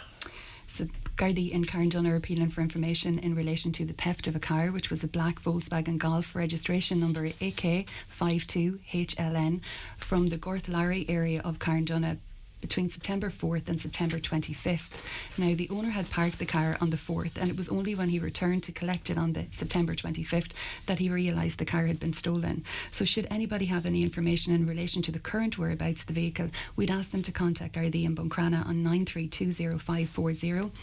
And just once again, Donal, that registration number is AK52HLN, and it's a black Volkswagen Golf. And it happened over the course of the past 3 weeks, basically. That's correct. The owner came back yesterday, having parked up on the 4th. To Milford now, and calves going missing from farms. Yes, we received this report recently from 2 farmers who contacted Milford Garda station to report that they both had calves missing over the weekend of Thursday the 21st to Sunday the 24th of September. Now, both calves are missing from the Golan area in Milford. One of the calves is described as brown with a white face and a distinctive mark under its right eye. The second calf is completely white in colour with 2 black ears, and it's very young and quite small. So should anyone have any information in relation to the whereabouts of the animals, we'd ask them to contact Milford on 91533060. To finish, an open day taking place at the Garda station in Letterkenny. Some crack to be had this weekend. Yes, so Letterkenny Garda are hosting an open day on Saturday the 30th of September, and it's between 12 and 4 p.m. Now, there is a sensory hour between 11 and 12, during which time the lights and sirens will not be used. Should anyone have any requests or requirements in order to be able to safely or comfortably attend the sensory hour, we'd ask them just to contact Letterkenny Garda station in advance. We have a number of VIP guests. Now, I just don't see your name on the list, Donal, but I'll do my best to try and include you on it. But we have our little blue heroes. They're going to be our VIP guests at the event on Saturday. I suppose what people don't know is they might think that we just have 1 or 2 little blue heroes. Mm-hmm. We actually have 14 little blue heroes in Donegal. Right. So we would hope that a number of them will be there on the day to meet and greet people. We'd also have face painting and Soca Garda. You might come down for that event. I'm way ahead of you, girl. I was at the Soca Garda stand at Relay for Life in June. I heard you were so good. Already. I heard you were so good that you'll have to be here on Saturday. There's going to be live music, arts and crafts, and there's Also, some of our specialist units will be in attendance. We'll have the mounted unit, armed support, public order units, roads policing units, community policing units. So look, we hope that it's going to be a great day. We'd like to think that people would turn up on the day. We'd be delighted to meet you all, and it's a great opportunity for people to meet us in a different capacity, not when we're attending calls and meeting people, but just when we're, I suppose, in our own environment. They can come in, they can meet us, they can see what we do and the specialist services that we have within the organisation. And also on the day we'll be joined by a number of outside agencies, so we're hoping for a really good turnout. But what I will say is there will be no parking, unfortunately, at Letterkenny Garda station. Now, there will be disabled parking there, but there just simply wouldn't be enough spaces at the front of the station. But there is parking. Just the Ty Culbert car park is right around the corner. Just around the corner, Unfortunately, there's roadworks being done at the end of the road, so hopefully that might be rectified by Saturday. Well, I think roadworks are 7 a.m. to 7 p.m. to 7 a.m. I was actually walking this morning. They were just putting up the cones at about 7:15. So yeah, the cones do come up in the early morning. And I do actually think it's due to finish on Friday night, Saturday morning. So the work should be actually that high road should be beautifully resurfaced just in time. That's the plan anyway. Now, given the weather forecast, we'll have to see what happens. But Charlene, thank you very much as always.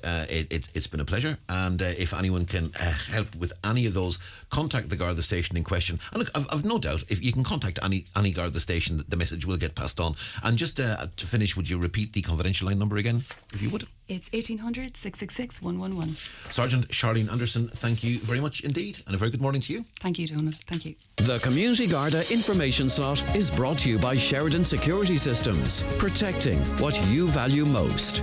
Call today and get your zero-wire alarm system from €299. Sheridan Security, 91-26025. Watch the show live now on YouTube, Facebook and at highlandradio.com. At Shannon Airport, we know what makes a dream holiday.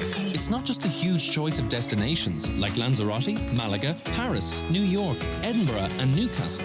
It's the hassle-free experience that makes getting through our airport a dream. So whatever dream holiday you're packing for, head for shannonairport.ie. Shannon Airport, making it easy. Creative Landscaping Works are the Donegal distributors of millboard cladding and decking.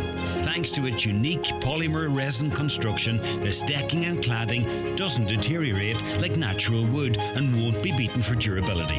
It also has superb slip resistance even when wet, and every board is produced using recycled materials. Live life outside with millboard at Creative Landscaping Works, Lisnen and Letterkenny.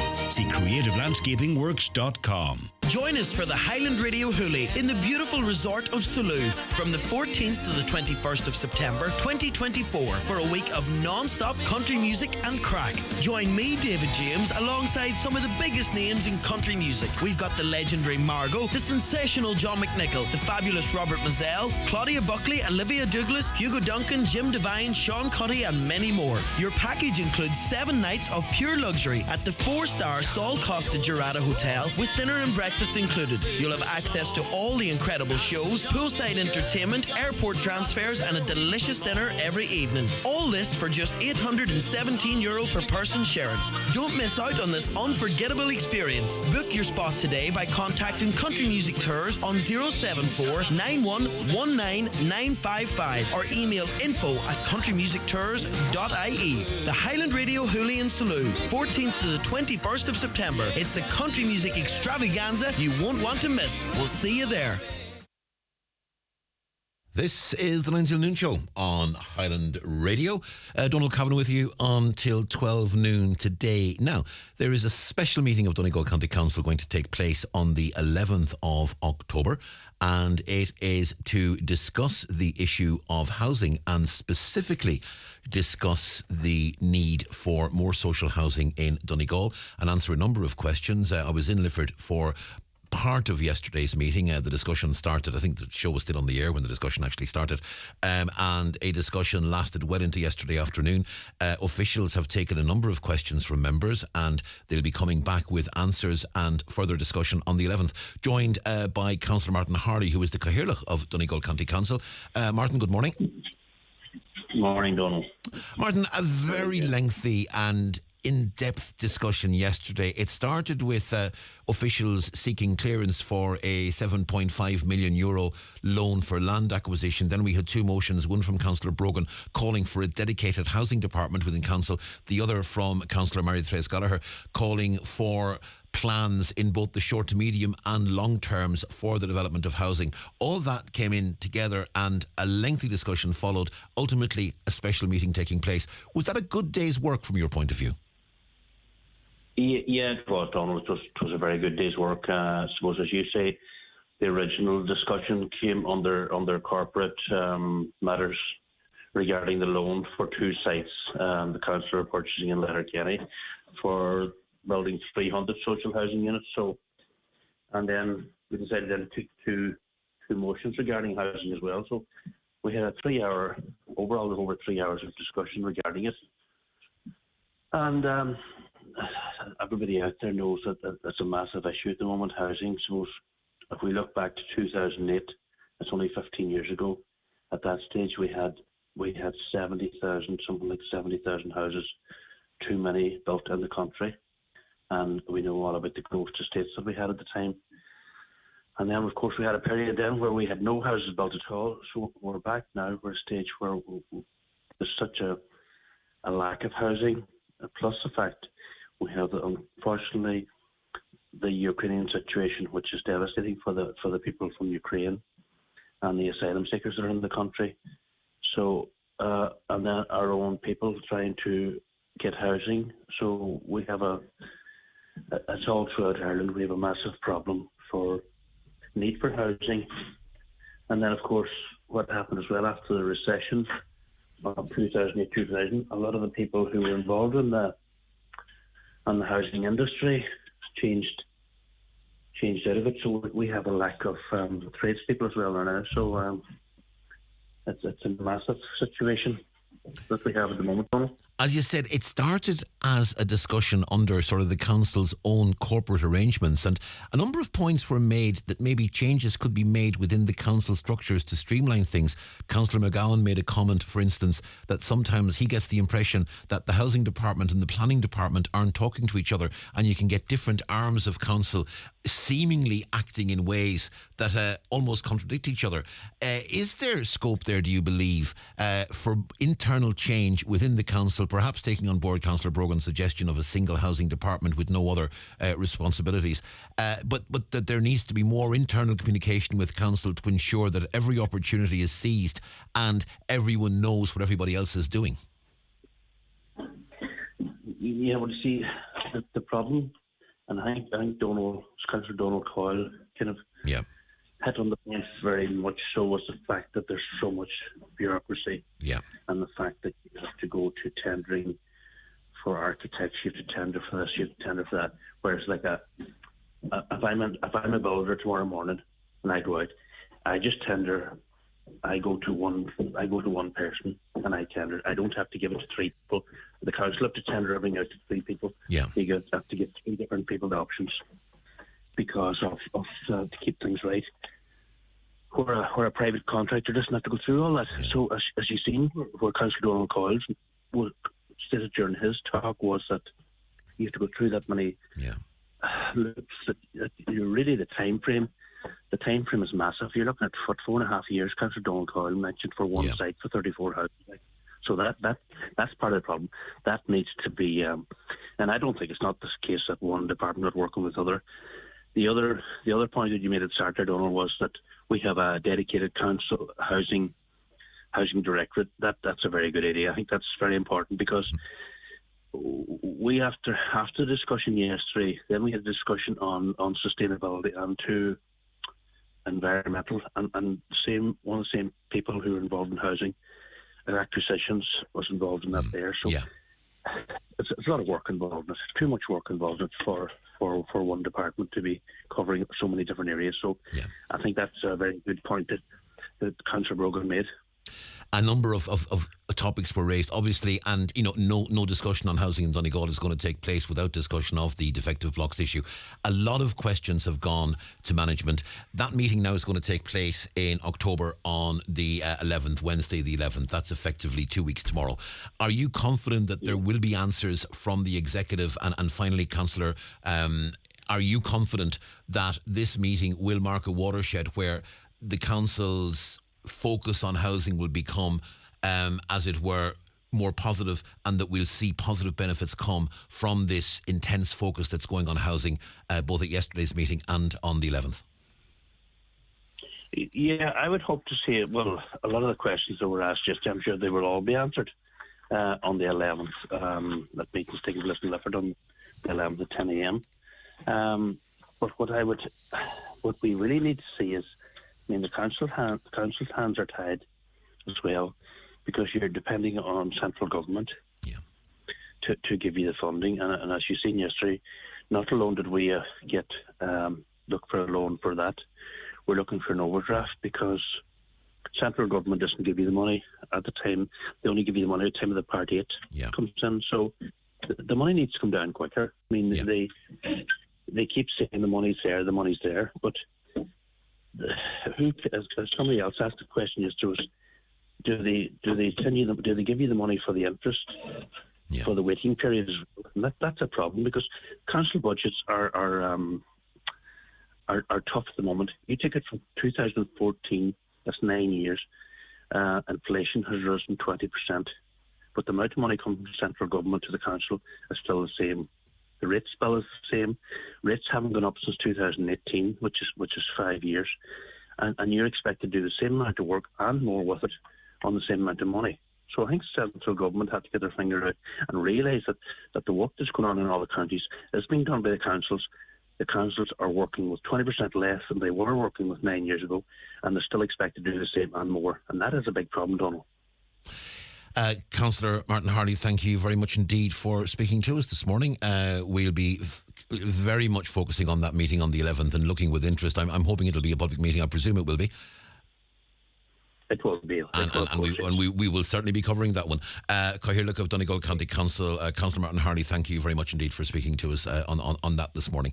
That's Councillor Martin Hardy there. Right, let's change tack completely. You'll have heard in our review of the papers reference to the trawler that ran aground on a sandbank off Blackwater in Wexford on Sunday. It prompted a response from the RNLI and the Rescue 117 helicopter. However, what people didn't expect to happen was this to lead to one of the biggest drug seizures we've seen reported in the state in recent times. Joined by Pádraig Byrne, who's a journalist with independent.ie and the Wexford People. Pádraig, good morning. Good morning. How are you? Very well indeed. Pádraig, I'm sure local journalists will have been delighted to see they've got a nice story to write about a rescue and a trawler running aground, and only as they were writing that story did they realise that the story you actually had on your hands was a far, far bigger story than that. Yeah, it's a bit of a crazy one. It's been a bit of a mad couple of days. So I guess how this initially started was, as you say, something simple: a trawler running aground in difficult weather at around 11:30 on Sunday evening. I think I had the first message in relation to this at about 6 a.m. that maybe there was something unusual about this.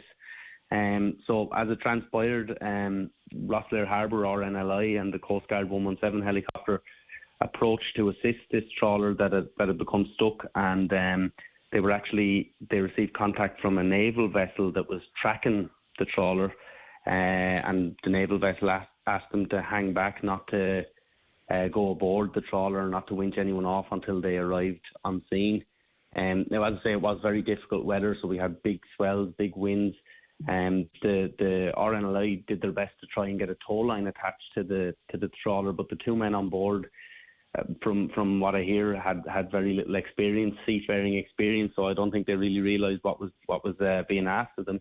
And eventually it culminated in the two men being lifted from the deck of the trawler, winched aboard the Ellie William Butler Yeats, the naval vessel, and into the arms of naval officers and Garda from the National Drugs Bureau as well, who were on board. Does that suggest that Garda possibly were tracking this trawler, that this didn't come out of the blue as far as the Garda were concerned, that they knew what was happening here and they were already on scene? Yes, well, that's what I'm led to believe anyway, that this was an intelligence-led operation, that Garda and the Navy were monitoring the activities of this trawler. There are stories emerging today that it appears the trawler had only recently been purchased and may have made a trip out to meet another vessel that had come across the Atlantic to collect this shipment of suspected cocaine.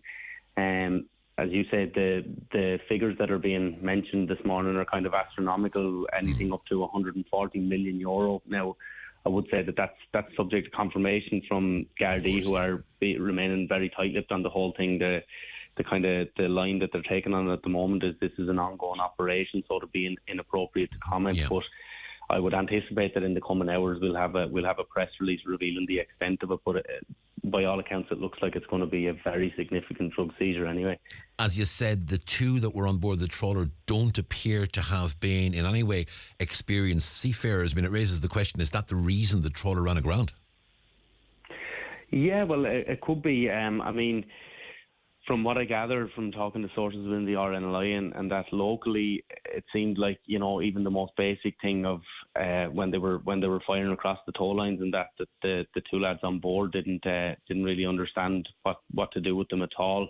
I'm told that one of the men was an English national, the other was believed to be Eastern European. And from what I can gather locally from local sources here, both those men are now in custody. They have been arrested. So I would anticipate that we should have some significant movement in the next couple of hours and developments in relation to the extent of what this operation is. But in the meantime, from what I can gather, the Air Corps and the Navy and that are around the wreckage of the trawler, which is still on the sandbank. I guess they're kind of facing a race against time now at the moment with a big storming coming. They'll want to get this thing wrapped up as soon as possible, you know. Do you know if they've managed to get the suspected cocaine off the trawler, or is it still on board? Well, from what I can gather, there's a couple of theories in relation to that. It was reported yesterday, there were some reports that bales of cocaine were seen floating at sea off the coast. Now, from what I've heard, the Navy sent out a couple of ribs to investigate that, but it certainly seems suspicious. But in the meantime, they haven't actually managed to land anyone on the stricken trawler yet, from what I can gather, because the weather conditions have been quite challenging. It's very windy and that, so they're finding it difficult to winch people down onto it. But as I say, I'd imagine they're facing a bit of a race against time now, because they'll want to get whatever's on board that trawler and get whatever is floating around at sea secured pretty quickly before the storm blows in. I know yesterday we did have Air Corps helicopters and an Air Corps plane performing big scoops up and down the Wexford coast, scanning the sea for whatever they may believe had been dropped there. So there's been a lot of military activity in the past couple of days around Wexford. It's kind of become a bit of a hot topic locally. Absolutely. And we all recall, was it off the Kerry or Cork coast some years ago when something similar happened and there were bales of cocaine floating around in the water for a while, and ultimately inspiring the film The Young Offenders, I think, in many ways. But, that's right, yeah. Which is a great film, by the way, if anyone hasn't seen it. It seems like it could well be a similar situation. Yeah. I'm sure there'll be people combing the beaches of Wexford. No doubt. Well, I mean, we had our own one in Donegal earlier this year, where now it was only a trifling, I think, 4 or 5 million, but there was bales found on beaches in Donegal earlier on this year. But as I say, the figures trifling, only a few million now compared to what the Wexford figure appears to be. In the meanwhile, it's really crazy when you actually step back and look at some of the figures, even at some of the seizures that are going on down in Rosslare Europort. I know the revenue and Garda customs officers and that are all doing great work down there, and there's been some major seizures in recent times. But I think what it starts to do with a lot of people is to make you step back and think, you know, if these are the ones we're discovering, how much is actually coming in unnoticed, and I suppose that's the worrying thing about it all, you know. I mean, I've said this before, there used to be a theory, I don't know if the theory still holds, but there used to be a theory of what they call the 10% theory, that what's seized is 10% of what's out there. So if there is €100 million worth being seized, there's €900 million worth that isn't. That used to be the sort of the prevailing theory. Whether it still is or not, I don't know. In the meanwhile, Pádraig Byrne, thank you very much indeed for speaking to us this morning. No problem. Thanks a million. It's our pleasure. That's Pádraig there. He's a journalist with independent.ie and the Wexford People. Let's just take a very quick... No, we're going to take a short break. Back after these with some more of your comments and our next guests. At Screwfix, you can click and collect over 10,000 trade products in as little as 1 minute. So whether it's a power drill in Portlaoise or guttering in Galway, when you need it yesterday, just click at screwfix.ie and collect at your local store 7 days a week. T's and C's apply. Visit screwfix.ie for full details. Do you need a little extra help staying in your home? At Bluebird Care, we offer a wide variety of QMark approved personalised home care services across Donegal. And our fully trained and committed staff will always meet your care needs with kindness, compassion and dignity. To get your personal home care assessment plan, visit bluebirdcare.ie or call our care team today on 07491 29562 and bring care home. Supports are now available to refurbish vacant or derelict properties. Drop into one of the events being hosted by Donegal County Council between Monday 25th of September and Thursday 5th of October 2023 to find out more details. No appointment is needed. For details of locations and dates, visit donegalcoco.ie or visit our social media. Broca Perth Blackface Sheep Breeders Association will hold their 10th annual show and sale of top quality hoggets, aged ewes and ewe lambs in Broca Livestock Mart on Friday the 29th of September. Show at 3 p.m, sale at 6 p.m. Welcome to the Spa at Orchids, one of Europe's largest spas at the Holyrood Hotel, Bundoran. Discover tranquility in our Japanese-themed garden, boasting 7 treatment rooms, seaweed baths and a secret garden with an outside hot tub and sauna. Now, let me take you to the heart of Bundoran, where you'll find the Holyrood Hotel Spa and Leisure Centre. Don't miss out on our exclusive midweek hotel specials. More information at holyroodhotel.com. It's the 9 till noon show on Highland Radio. A very good morning to you. Just a few comments before we go to our next guest. Lots of debris on the road between Rye and Remelton this morning. Looks like it's come off a lorry. Rocks and stones. No other people's cars are wrecked. Another caller says nearly 40 years waiting on a tender to go out for the badly needed Bonagee link. Serious questions need to be asked here after billions already spent. Why is Sinn Féin so quiet about this too? In fairness, I think members of all parties at Donegal County Council have been very, very vocal on this, as have our TDs. I think all parties have been pushing to get it done. You know, absolutely the progress from government is slow, but we'll see what happens in the election campaign and directly after it. Caller says just back from northern Spain and comparing the quality of roads, we're 50 years behind in quality and quantity. Spain and Ireland joined the EU at the same time. How come Spain is doing better, asks a caller. Now, we're going to go to a bus, believe it or believe it not, because you'll have heard on the news that there is a team from the Early Childcare Providers Federation heading to Dublin for a protest outside Leinster House. Elaine Dunn is one of those on the bus. Elaine, good morning. Good morning. Elaine, you and your colleagues are travelling to Dublin. We've heard a lot in recent weeks and particularly before the start of the new term about the need for investment, about the need for a solid look at the amount of money being put into early childhood. Are you anyway confident that you're being listened to and is today going to make a difference? Yes. I have to say that we're definitely being listened by different TDs and ministers around the country. Absolutely. They're now starting to understand where the problems are. Do I think that the Department of Children and our minister are listening to us? I don't know, because we've had no communication from them whatsoever. Regarding the issue, Minister Gorman is saying that he's put in, 1 billion over so many years, and but it's not coming onto the ground.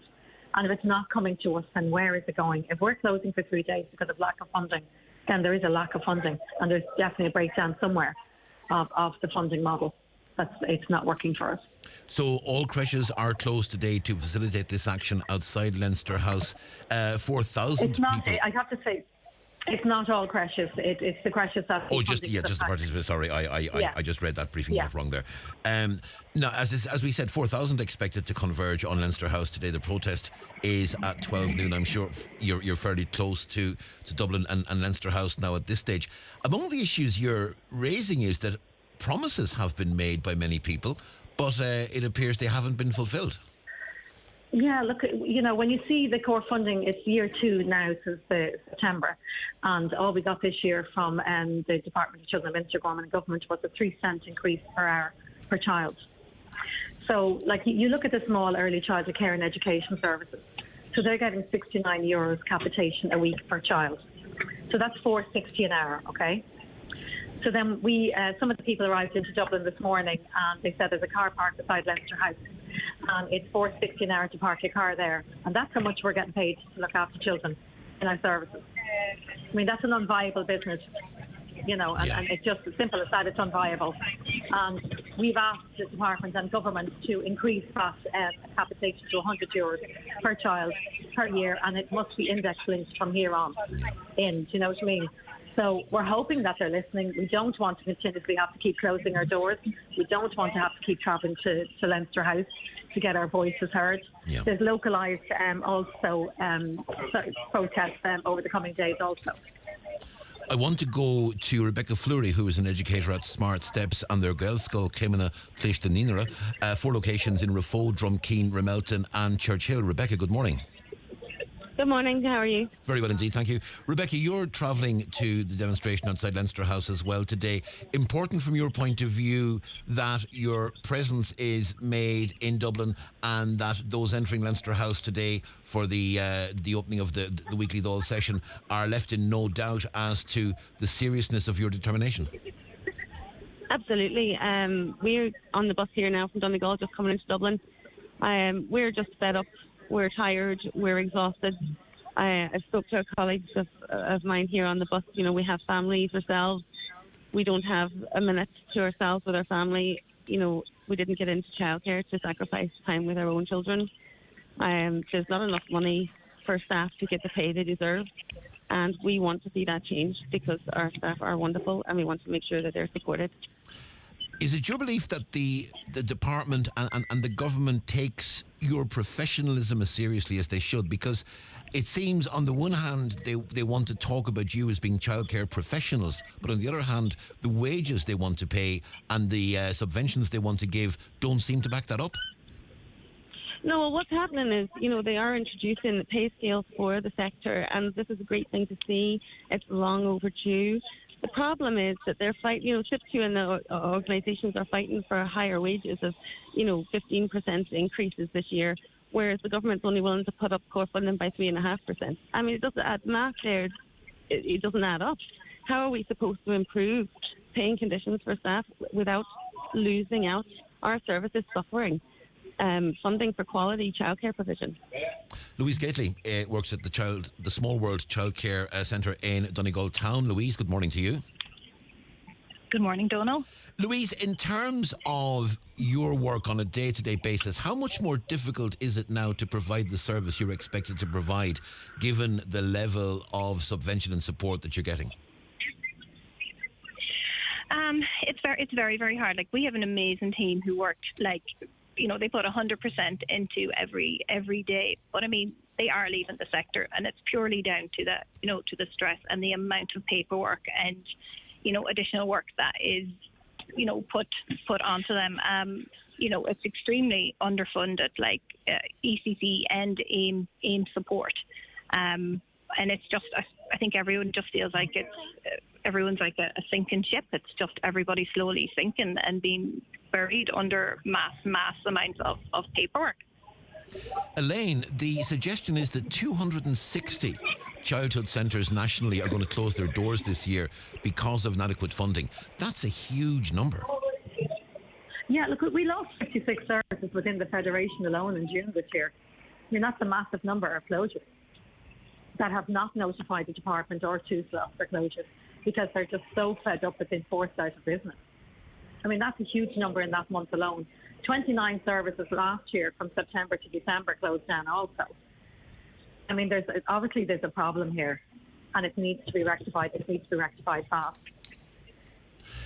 You've got to work with us on the ground to ensure that the staffing crisis is looked at, and the staffing wages are looked at, and that the providers are viable businesses for parents and children. Obviously, I know your focus is on Dublin, but we've had a request asking if there's any demonstration to support the preschool action taking place in Letterkenny today. Are you aware of anything happening locally? No, we've invited everybody, as many as possible, to come to Dublin. Yeah.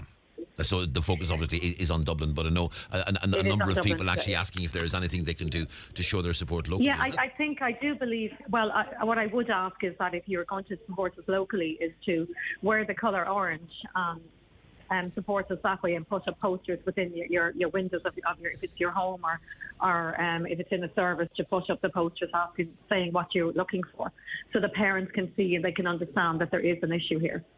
Is it fair to say that today is the first salvo, as it were, in what's going to be an ongoing campaign, that this isn't just going to be a one-off protest, let-off scheme and then go back to normal? This is the start of something that's going to grow. Oh, no, absolutely. This is going to grow. We've no choice. I mean, if we don't close in 3 days now, we'd be all gone permanently in no time at all. So, like, what choice do we have? And, like, we're fighting here for the child, for the parents, for our staff, and to keep our doors open. That's what we're fighting for today. This isn't just about providers. This is that children have a right to be educated. And if those lovely services nationwide in rural and urban Ireland are closing down and the places become unavailable, then that damages the workforce, and it's predominantly women that have to leave the workforce. So obviously, like, we have to do something here. So it's women and that are predominantly going to take the effect. So that's why these protests are very warranted. And I know Minister Gorman keeps saying they're not warranted. They absolutely are warranted. Rebecca, from your own point of view, you have 4 locations with Smart Steps and Kavanagh, Clíoch. You're looking across the 4 locations, and I'm sure the same pressures are being felt in each of those locations. Do you fear for the future? Yes, I do. I mean, the same pressures. We have different service types, most predominantly school age, and unfortunately, school age childcare is the lowest funded of all. One of the things I will highlight here is that there's a graduate uplift if we hire graduates, which we're trying to raise quality of our services. If we run a school age service, we don't get an increase in funding for hiring graduates. So ultimately, we're a sector where they're trying to improve quality. They're actually bringing in regulations to the school age sector. And they're then, on the other hand, reducing quality because we can't afford to hire those graduates. So, there's a bird in the hand, or, they're giving us one thing and taking away in another way, if you know what I mean. We're getting quality and then we're not getting quality. And Louise Gately, giving the final word to you this morning. Ultimately, what's the message you want Minister Roderick Gorman and others to take away from this action today? I suppose the major thing is just, fairness. We're just looking for, to get the relevant funding that we require for the work that we put in. We are inspected such high standards, and we have an amazing teams and things like that. But I mean, it's just, we want to be paid and I suppose funded for the early educators that we are. We are educators. We're not glorified babysitters. We are educators of the next generation coming up. That's what we want. Louise Gately, Rebecca Fleury, Elaine Dawn, all of you on that bus coming close now to Leinster House ahead of that protest that takes place in an hour's time at 12 noon. Thank you, all 3 of you, for speaking to us this morning. Thank you. Thank you. Thank you. And we'll certainly be following up on this story in the weeks ahead. As I said, it's 2 minutes past 11 o'clock.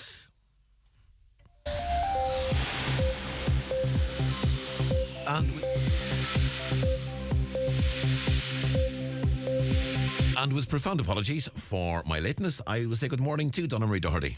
Thanks, Donal. Good morning. Gardaí are appealing for information regarding 2 road fatalities that occurred during the week in Donegal. The first happened in Moville on Friday morning on the R238 when a lorry and a car collided. The second happened on Saturday night on the Atlantic Way in Bundoran. A hit and run claimed the life of Ronan Wilson, a 9-year-old boy. Gardaí ask anyone who was around these areas, particularly those with dashcam footage, to contact Gardaí. Businesses in the northwest are struggling with rising operation costs, according to IBEC.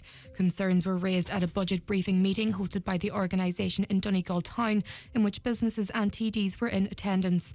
The issues outlined included the need for government support for businesses with the increased employer costs imposed by policies, including the living wage and pensions auto-enrolment.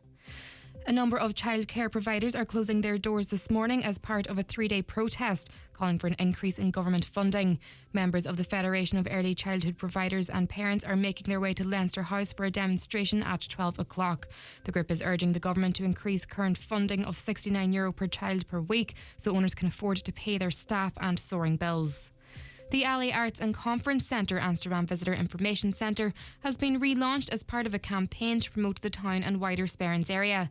Tourism manager with the council, Margaret Edwards, says there is much to offer visitors in the area in terms of cultural, historical and environmental experiences.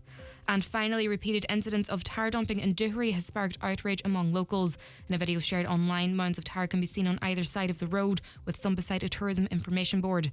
Councillor Micheál Colin McGilla Asbug says this has been a problem since he was first elected 9 years ago.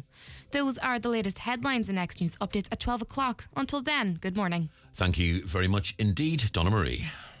Do you currently have vacancies that need urgently filled? Have you tried various ways to find new staff but didn't succeed? Let Highland Radio help you source and fill your current vacancies in the most cost-effective way. Simply sign up to our new job spot and we will tell our listeners about your vacancies both on air and online. Every Monday, Wednesday and Friday during our primetime shows, we will broadcast the latest job opportunities across the Northwest and into counties Derry and Tyrone. All job listings will be available online at highlandradio.com. For more information, contact the advertising team on 07491 25322 or email advertising@highlandradio.com. Highland Radio, we're here for you. Are you tired of the gym? Get stronger in just 20 minutes per week with Fit20. Train once a week with a personal trainer in a climate-controlled gym. The surroundings are quiet and peaceful and the machines are spotless. We guarantee measurable results within 3 months or your money back. So what are you waiting for? Try Fit20 today. Visit fit20.ie to book your free session. Change is the only constant in business. So whether you're starting or growing your business, our dedicated business teams will always be here to support you every step of the way. Because the best businesses never stop beginning. Search Bank of Ireland Business. Bank of Ireland. Begin. Bank of Ireland is regulated by the Central Bank of Ireland. Welcome to the Donegal Lost and Found Sounds, brought to you by Specsavers hearing experts, who are helping the community rediscover the joy of ordinary sounds. Peter in Ballybuffet writes to say he smiles every time he listens to the sound of his kettle boiling for his morning cup of tea. And in other great news, Catherine in Milford has rediscovered the sound of popcorn popping just in time to watch her favourite films. Whatever sounds you've lost, Specsavers hearing experts could help find them again. Book a free hearing test today at your local Specsavers. It's the great autumn of savings at SuperValue with over 1,000 price cuts on all the big brands you love, like Nescafe Gold Sachets 8-pack was €4.65, now €3. Chicago Town Deep Dish Twin Pack Pizzas was $3.55, now $1.99. And money off vouchers every week on the app too. So pop in for great savings in-store or online this autumn at SuperValue. Well, before the headlines, we were discussing the issue of early childcare with a number of members of the Federation of Early Childhood Providers who are en route to a protest in Dublin outside Leinster House today, just highlighting the situation they're in at present. We're joined by one more. Suzanne Costello is with Barnesmore Montessori School. Suzanne, good morning. Good morning, how are you? Very well indeed. Suzanne, you're in Dublin as well for this demonstration, and you're making the point, look, you don't want to be there. Absolutely not. I do not want to be on a bus on my way to a protest up in Dublin City. I want to be in Barnesmore, providing my quality childcare service that I have done so since 2005 with my quality staff. There's no way I want to be going up to Dublin protesting. That's not what I had envisaged for my professional life. I didn't think I'd have to be doing this, but we're having to do it time and time again because we're being let down time and time again by the government. They're not doing what they need to do to provide the funding to keep our services high quality and keep our staff high quality.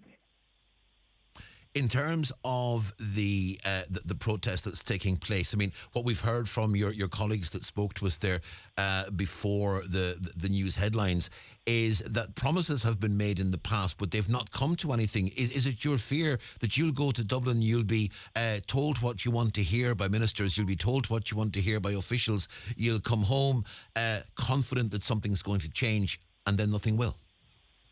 Well, look, we are hoping something's going to change, but I'm not holding my breath because they've said it before and they haven't done anything about it. I think it's no coincidence that it's a mostly women-led workforce. So I think, they're not taking it seriously. So I'm not holding my breath. But if things don't change, there's going to be an awful lot more businesses going out of business, and there'll be a lot less childcare for parents to choose from.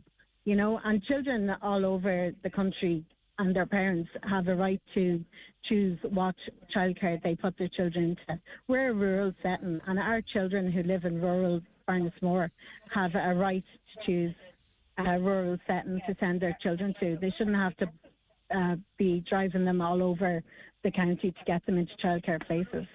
And even though we're using the word childcare, we're using it in the context that you're not, even though you're providing childcare, first and foremost, you're not just babysitters, as the point has been made. You are educators. You run a Montessori school. You're providing a very vital part of those young children's formative education. Yeah, absolutely. We, care is in our title as well, but it's also care and education.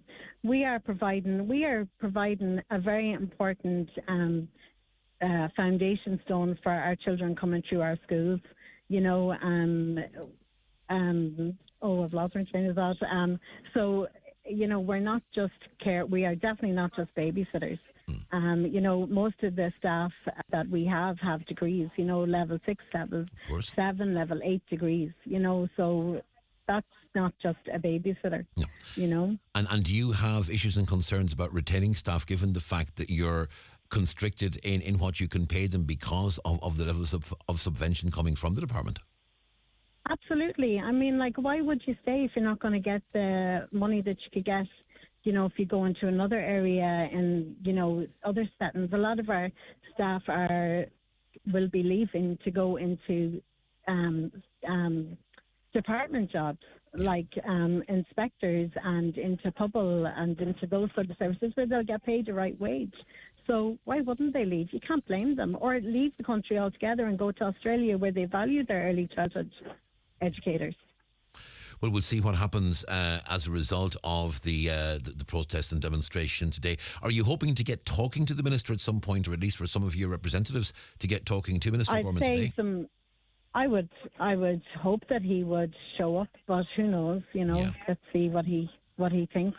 Does he need to show up? Yeah, well, we will be watching with interest. Suzanne Costello, another one of the people on that bus heading down to the protest at Leinster House, as we say, getting underway in the next hour in Leinster House there. Suzanne, thank you very much indeed for speaking to us today. Thank you. Thank you very much. Thank you, Suzanne. And you can hear there from Suzanne and also from the callers we had before, one as well from Elaine and from Rachel and pardon me, from Anna as well, who were also on the bus. The depth of feeling is there and the depth of conviction is there and the demand for change is there. Just a couple of things I want to get through before we take a break. A nice email here. This is Stefano Alberti from a town near Milano writing.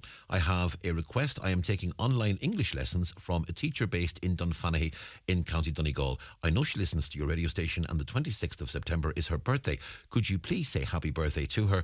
Her name is Evelyn Cullen. Now, as it happens, I know Evelyn Cullen, so Evelyn, happy birthday to you, and happy birthday to you as well from Stefano in Milano. And we also want to say happy birthday to Ciara Friel in Clonmany, and Ciara is 4 today, and that's from Mum, Dad, Olivia and Alana.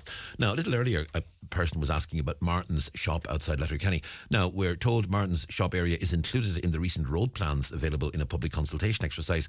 It's marked for the location of a park and ride site for cars to park up and take a bus into Letterkenny in a bid to reduce congestion. That makes absolute sense. It makes absolute sense to use a site like that for something like park and ride with the view towards adapting it for the wider road building 10T project when that finally comes to fruition. I mean, as I said yesterday, I think realistically speaking, it'll be 5 to 10 years minimum before we can actually get that 10T project actually done. And it will be a really, really important one. And but it's going to take time. It's minimum 5 and probably closer to 10, if not longer, before we see meaningful work on the 10T. And if in the meantime it's possible to use the site at Martin's there for a park and ride, it makes absolute sense to use it in that way. Now, we referenced before during the paper review earlier the Duncanely story, which was covered extensively obviously last week, and it remains a major concern. Parents and children, as you know, had a close call last Wednesday when a truck almost failed to stop at the red light in Duncanely. Now, we're joined on the line by Martin Quigley, who is a parent of 2 children. Martin, we discussed at the time the huge worry that parents had and the shock. Now, it's a week since the incident. People are thinking long term now, and you're now looking at taking specific measures on a daily basis to protect your children. Yes, we've actually started on Monday. We have made up homemade signs and we have flags out slowing down traffic and actually stopping traffic while kids are crossing. And we actually have a parent too that is doing the lollipop crossing. Now, we've taken action now ourselves. We were promised now a guard to come out to the area and a speed van from Monday onwards, but we have seen nothing. Mm-hmm. Now, I was chatting to a guard yesterday and they said there weren't enough of them at the minute to come out. Yeah. Now, all we want is to make Sorry? And you're hoping other members of the local community are going to come out and join you over the coming days as you make that very important point. Oh, yes. I would love for every parent, grandparent and the people of this community to come out and join us and to put a stop to this crazy driving through the town. The point before somebody else. Sorry? The point was made last week that the incident that happened was potentially a very serious one. But it's not an isolated incident, that anywhere can have an isolated incident where one idiot does something which is completely and utterly dangerous. However, the point you're making is this wasn't an isolated incident. This kind of driving potentially happens on a daily basis. It does, and when the lights turn red, while the Waynes are trying to cross, they're jumping the lights. And there's not every car, but a certain amount of cars is doing it off and on. It's an ongoing occasion. Yeah. Have you noticed a difference in driver behaviour since you actually started as parents, literally standing there holding signs? Well, we didn't actually notice it yesterday morning. It was more kind of the 2 o'clock onwards. We've actually slowed down a lot of lorries, buses, vans. And actually they have more respect now. You seem to be at the crossing. And this morning, now again, it was unbelievable, the big change of the speed of the traffic. Obviously, you're on the road between Donegal Town and Killybegs. A lot of traffic, I'm sure, too, going into Killybegs. So, the concern's always going to be that maybe someone is using the road that doesn't know there's a school there. I mean, and is it the fact that the problem here is perhaps people who are driving toward Killybegs or out of Killybegs that don't know the area, don't know where the school is, are not familiar with it? Well, if you're familiar with the area, the GA pitching Duncanely. Yeah. From there, the whole way up to the school, there are 7 signs between speed signs to reduce your speed and the school signs. Now, there is 7 signs altogether because I counted them. Yeah. And there's no excuse, like... Yeah, I mean, I know in some areas there can be a school in a hidden, and I know that road is fairly straight going into the town as well. So it's not as though there's a lot of awkward bends and you come around a bend and suddenly there's a school there without any warning. I mean, certainly as you say, it's reasonably straight heading for it. So yeah, definitely. Yeah, because the signs are well visible for anybody that's driving. Yeah. Do you see a situation developing where there will be a long-term decision made by parents to stand there, or is this going to be a short-term thing that just makes the point and then hopefully it will educate people and it'll just slow down the traffic and you can revert back to normal after a while? To be honest, with this going on now for years, I can't see us. Now, we're definitely not going to back down. We're going to be out to enforce. stopping traffic for every day until the council comes out and does something to that road. We're actually not going to stop because we've been promised this and then we're told there's no money, and then all of a sudden then we're just been told there yesterday that they're looking into emergency funding. And is that for ramps, or what sort of initiatives do you believe that money should be used for? Well, we were told way back that because of the main road, they can't actually turn ramps. And that is the problem, that it's actually a national, an NTA, a TII, transport, Ireland road. So, yes, I mean, that is the case. The council can't put a ramp on that unless they get special clearance from TII, and Transport Infrastructure Ireland tend not to agree with that. Would you like to see a situation where the local community meets with TII and the council and the Road Safety Design Office and others, maybe to try and thrash this out at the highest level? Oh yes, 100%. And we would actually like if the council could try to put in speed cameras into the area. Yeah, that would slow down traffic rapidly. It would make a big difference on people driving. Is either you speed through the town and you can lose you get points and lose your license, or you take your time and manners. Yeah, and maybe that might be more effective in the long term than a ramp, you believe? I think now, honestly, that would be more effective when you're putting your licence at risk then. Obviously, Garda would have a say in where speed cameras are located. Garda, I'm sure, would be into supporting any initiative to reduce the speed there. Well, I would hope so now, to be honest. Yeah. And I'd like to get them all. I'd like to get them all to get involved and keep us up to date on what's going on. Rather, at the minute, we're kind of sitting in limbo, not knowing exactly what's going on. Yeah.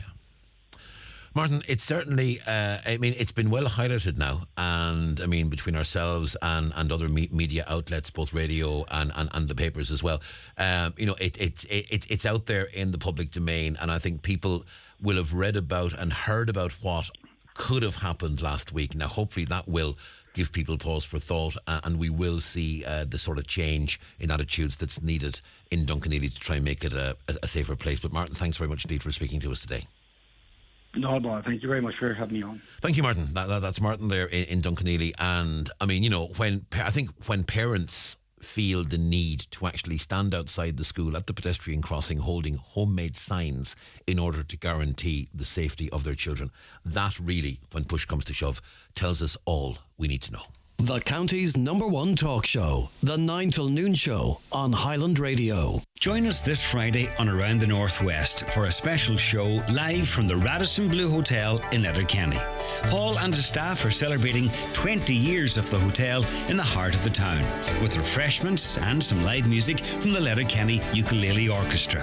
That's all happening this Friday, the 29th, for a milestone celebration at the Radisson Blu Hotel, Letterkenny, live on Around the Northwest. Enter the Virgin Media Playhouse and unleash our best offers. It's time to play with our €100 gift voucher to spend your way when you choose full fibre 500 meg broadband for just €39 a month for 12 months and no activation fee.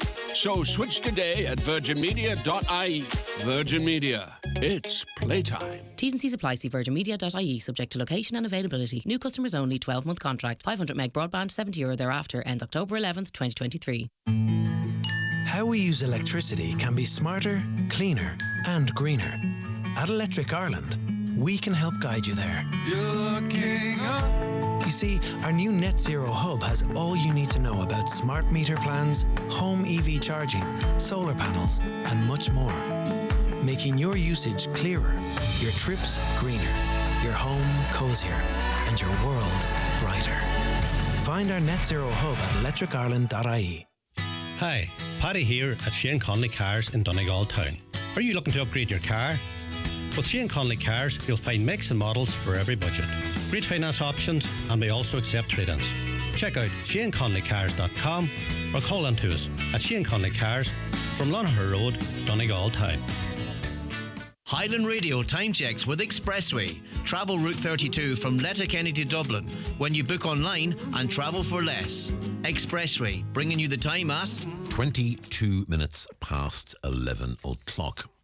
A recent survey found that over 2/3 of the waste in general waste bins could have been placed in recycling or organic waste bins, and food waste in commercial general waste bins is 30%. In household general bins, it's 17%. I want to speak to Celine Horner, who's a scientific officer with the Environmental Protection Agency. Celine, good morning to you.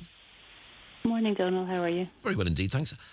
Many people, Celine, will say, oh yeah, I have the 3 bins in the house now and I'm very fastidious about separating, and I'll, put my cans and my cardboard, etc. into the recycling. I'll put the food waste into the compost, and I'll put the general waste into the general. But you think we could be doing more? Yeah, it sounds like you know what you're doing. But unfortunately the study we just have finished, we've basically taken the waste out of a representative sample of households and businesses and sorted it out into the different types of materials. And what we found is like 2/3 of the waste in the general bin shouldn't be there. So it should either be in the recycling bin or the organic food waste bin. And it's important information for us because we need to know how close we are to our recycling targets. At the moment, we're at about 41%, but we have to get to 50% in the next, 2 years. So we have a big challenge ahead of us. But I suppose we know where the waste is going at the moment now. It's actually not going into the green bin where we need it to go, and the food waste isn't going into the brown bin where we need it to go. So this is sort of a wake-up call for us, and I think that we can rectify our habits if businesses and householders take a bit of time to sort their waste out properly. Yeah, we have a gloriously complicated situation in parts of Donegal, actually, where one major provider, back in the days when there was just one bin, the big wheelie bin was green. So here, the green bin is the general waste, the blue bin is the recycling, and the brown is the compost. So Well, I'm in County Wicklow, and there's a purple bin involved, so I feel your pain. But, generally, your residual waste, the stuff that can't be recycled, that's what we're calling the general waste bin. And we're finding that 2/3 of the waste in that should go to somewhere else. So it's either into the food waste or into the recycling. And if you're unsure about what you can put into the recycling, there's a website called mywaste.ie, and it lists nearly every item under the sun and where it should go in terms of recycling. And obviously what we're interested in as well is that people won't create so much waste in the first place. I think we're all used to the sort of over-packaged thing, and the EPA has said before we need big producers and supply chain managers and retailers to really help us to reduce the amount of waste that we have to sort in the first place. But then I think everybody needs to make sure, and businesses as well as householders need to make sure that they have 3 bins and that they learn how to use them properly by using something like mywaste.ie. I think one and concern, then we need... Sorry. One concern some people may have is that it's sometimes packaging, once the food is taken out, can be contaminated. Certainly with things like if you take meats or whatever out of plastic packaging, there can be residual juices or whatever. Now, in most cases, that's fine. You can clean that with a paper towel or whatever and then put it into the recycling. But I get a lot of questions about pizza boxes where there'd be residual fat maybe soaked into the box. And people would be genuinely, I think, concerned that, if I put a pizza box into recycling that has fats and sort of maybe tomato sauce soaked into the cardboard, am I running the risk of contaminating that bin and ultimately if you put it in like that, you are. But I've been at some of the waste facilities, and they don't need it to be absolutely immaculate. What they need it to be just wiped clean, or if you think the lid of it is completely destroyed and you can't recycle it, you can tear that off and recycle maybe the rest of it. In general, the rule is that recyclables should be clean, dry and loose. Because, it is important that we don't contaminate other materials with dirty materials that are not cleaned out properly. So we have actually measured that as well. And interesting, we found something like 17,000 tonnes of liquid in bottles, left in bottles during the recycling. That's 17,000 tonnes of material that was being transported around inside our bin trucks and processed. So we really do need people to make sure it's clean, dry and loose, and then put it into the right bin. And when it comes to, be it cans of beer or whatever, if you've had a can at home, give it a rinse, shake it out, maybe leave it drain for an hour or two, and then put it into the bin. Yeah, we don't have to be completely fastidious. Just a quick rinse will do it. And then to make sure that everybody has a brown bin, that's one of the things we're in danger of missing is our food waste targets. And I think a lot of places don't have brown bins at the moment. So this year, by July, all businesses are entitled to getting a brown bin, and all households by the end of the year, regardless of the size of the town or village, should have a brown bin. So if you don't have a brown bin, you should contact your contractor and ask them for one, because that's an important thing to get out of the main general waste bin and into the brown bin, so that we can reach the targets with regard to that. In terms of the plastics in the general waste, how much of this is laziness? How much of this is people going, I couldn't be really bothered, and just sort of chucking it and going, it's grand. And sure, it's only a carton. It's only this. And I suppose if 100,000 people go, it's only with a plastic lid, that's 100,000 plastic lids. Well, that's what we're finding. In the general waste bin for businesses, 15% of that is plastic, and 17% in the household bin is plastic. So it's a significant amount that's not getting recycled. And I think, we know everybody's quite aware of climate change nowadays. I think, 84% of people have said they're concerned and willing to do something for the environment, but recycling our plastics is a very strong climate action you can take, because if it gets recycled rather than getting incinerated, you're saving the emissions that would go to the atmosphere if they were burned. So it is a strong action we can all take to sort of put in place some of the concerns people have about climate, to actually segregate and recycle your plastics. It's a strong action you can take. Yeah. Caller expressing some cynicism, saying that we don't recycle the stuff we send for recycling. A lot of the time they can't recycle it, and it's actually put into landfill. I mean, how much that goes into recycled bins do you believe actually does end up in general landfill? Well, what happens with our recycling is it does get segregated. Now, there's a complexity with the range of plastic in particular. There's a huge range of different types of plastic, and in theory they can all be recycled, but it depends on the waste contractor getting a marketplace for it. So, they all get baled up, they get sorted, but if they can't get a market for it, then they're not likely to be able to spend the time to sort the material. So that's the issue that they really do face. It's sort of market-led. I mean, I think what we'd be looking for is a reduction in the complexity of plastic types, so that there's one clear plastic type used, or maybe two or three or whatever, but at the moment we have multiple. And what happens is that the waste operators get paid per tonne for all of the plastic that gets recycled, and that's operated by Repack. And Repack have been to the facilities that recycle the plastic waste, so they would only pay for authorised plastic that's recycled. So obviously there's going to be some gaps, but I mean the majority of the plastic that we are reporting is recycled to certified facilities. Yeah. Caller asking, in terms of coal bags, what should you do with those? Because it doesn't, you can get those sort of, is it jute? No, it's not jute these days. They're kind of woven plastic. It's like a woven plasticky sort of thing. Is there anything can they be put into general recycling, or especially if there's residues of coal dust in there, is that feasible?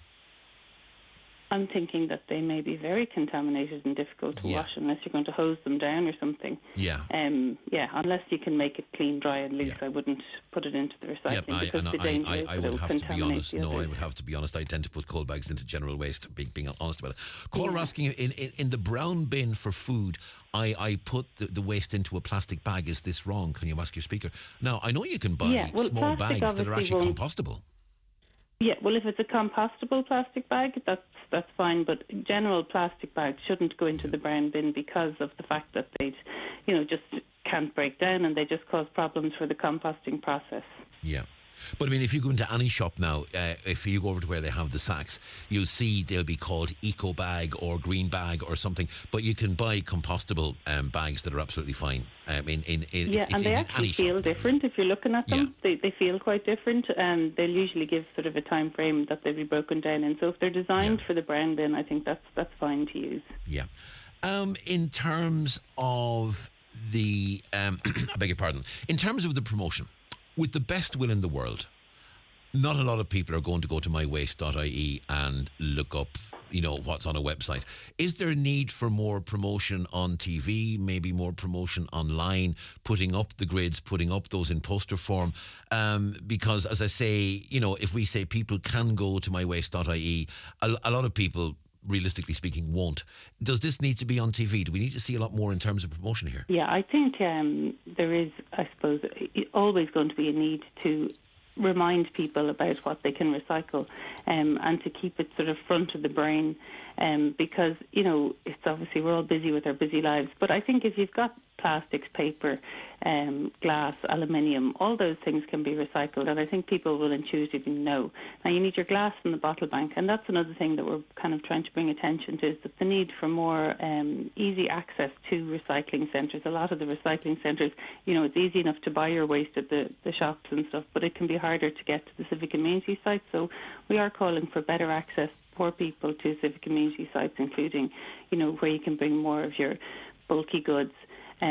But in general, I think people need to remember that if it's glass, if it's plastic, if it's metal, steel, aluminium, all of those things can be recycled and should be recycled, because, you know, we can't keep taking things out of the earth, using them once and then throwing them away, because it's just causing too much in terms of our climate emissions, and it's a waste of good materials. You know, they can be used again and again, and we'd like to see more of these reusable, refillable options so that people don't have so much waste to deal with. You know, they might just go to the shops with the reusable box or jar, fill it up with your cornflakes or whatever, and bring it home, have your breakfast with the cornflakes. You don't necessarily need all this extra packaging. So that's what we would like to see, and there are some shops around the place doing that type of refill and reuse, because that's the best way to avoid plastic and to avoid waste generation in the first place, you know.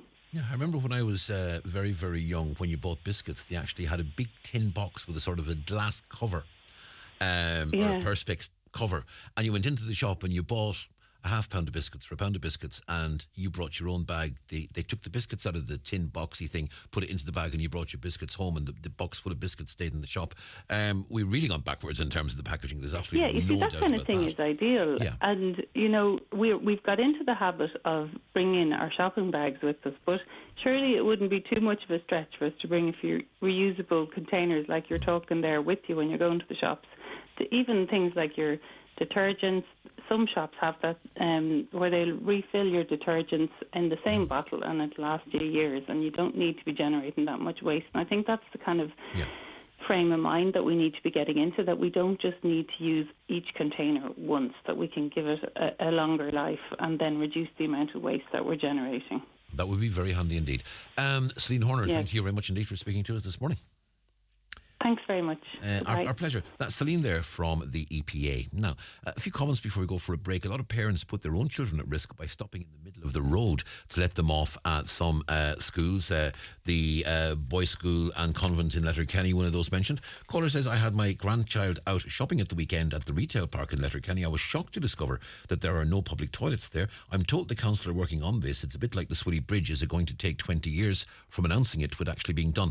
Now, I do know that there is the planning notice is up, actually. If you're at the retail park, if you're heading over towards Marks and Spencer, just beyond Deals, you'll notice there's a bike rack. Well, if you look there's a little white notice. That's an actual planning application for the development of toilet facilities, including a changing places toilet for those with disabilities, and that is there in the retail park. So the planning application is up. We believe the funding is in place, so that does appear to be all systems go. It's 25 to 12. Going to take a short break. Back after these. Watch the show live now on YouTube, Facebook and at highlandradio.com. Shop Evolve Clothing, Napa Peary, Carhartt, Diesel, Jack & Jones, and many more casual and streetwear brands. Menswear Superstore, Letterkenny Retail Park, or online at evolveclothing.com. 2 floors of fashion, open 7 days. It's the great autumn of savings at Super Value, with over 1,000 price cuts on all the big brands you love, like Nicky Lemon Kitchen Towel was $3.50, now $2.50. Fairy Non-Bio Pods 38 wash was $15.10, now $10.50. And money off vouchers every week on the app too. So pop in for great savings in-store or online this autumn at Super Value.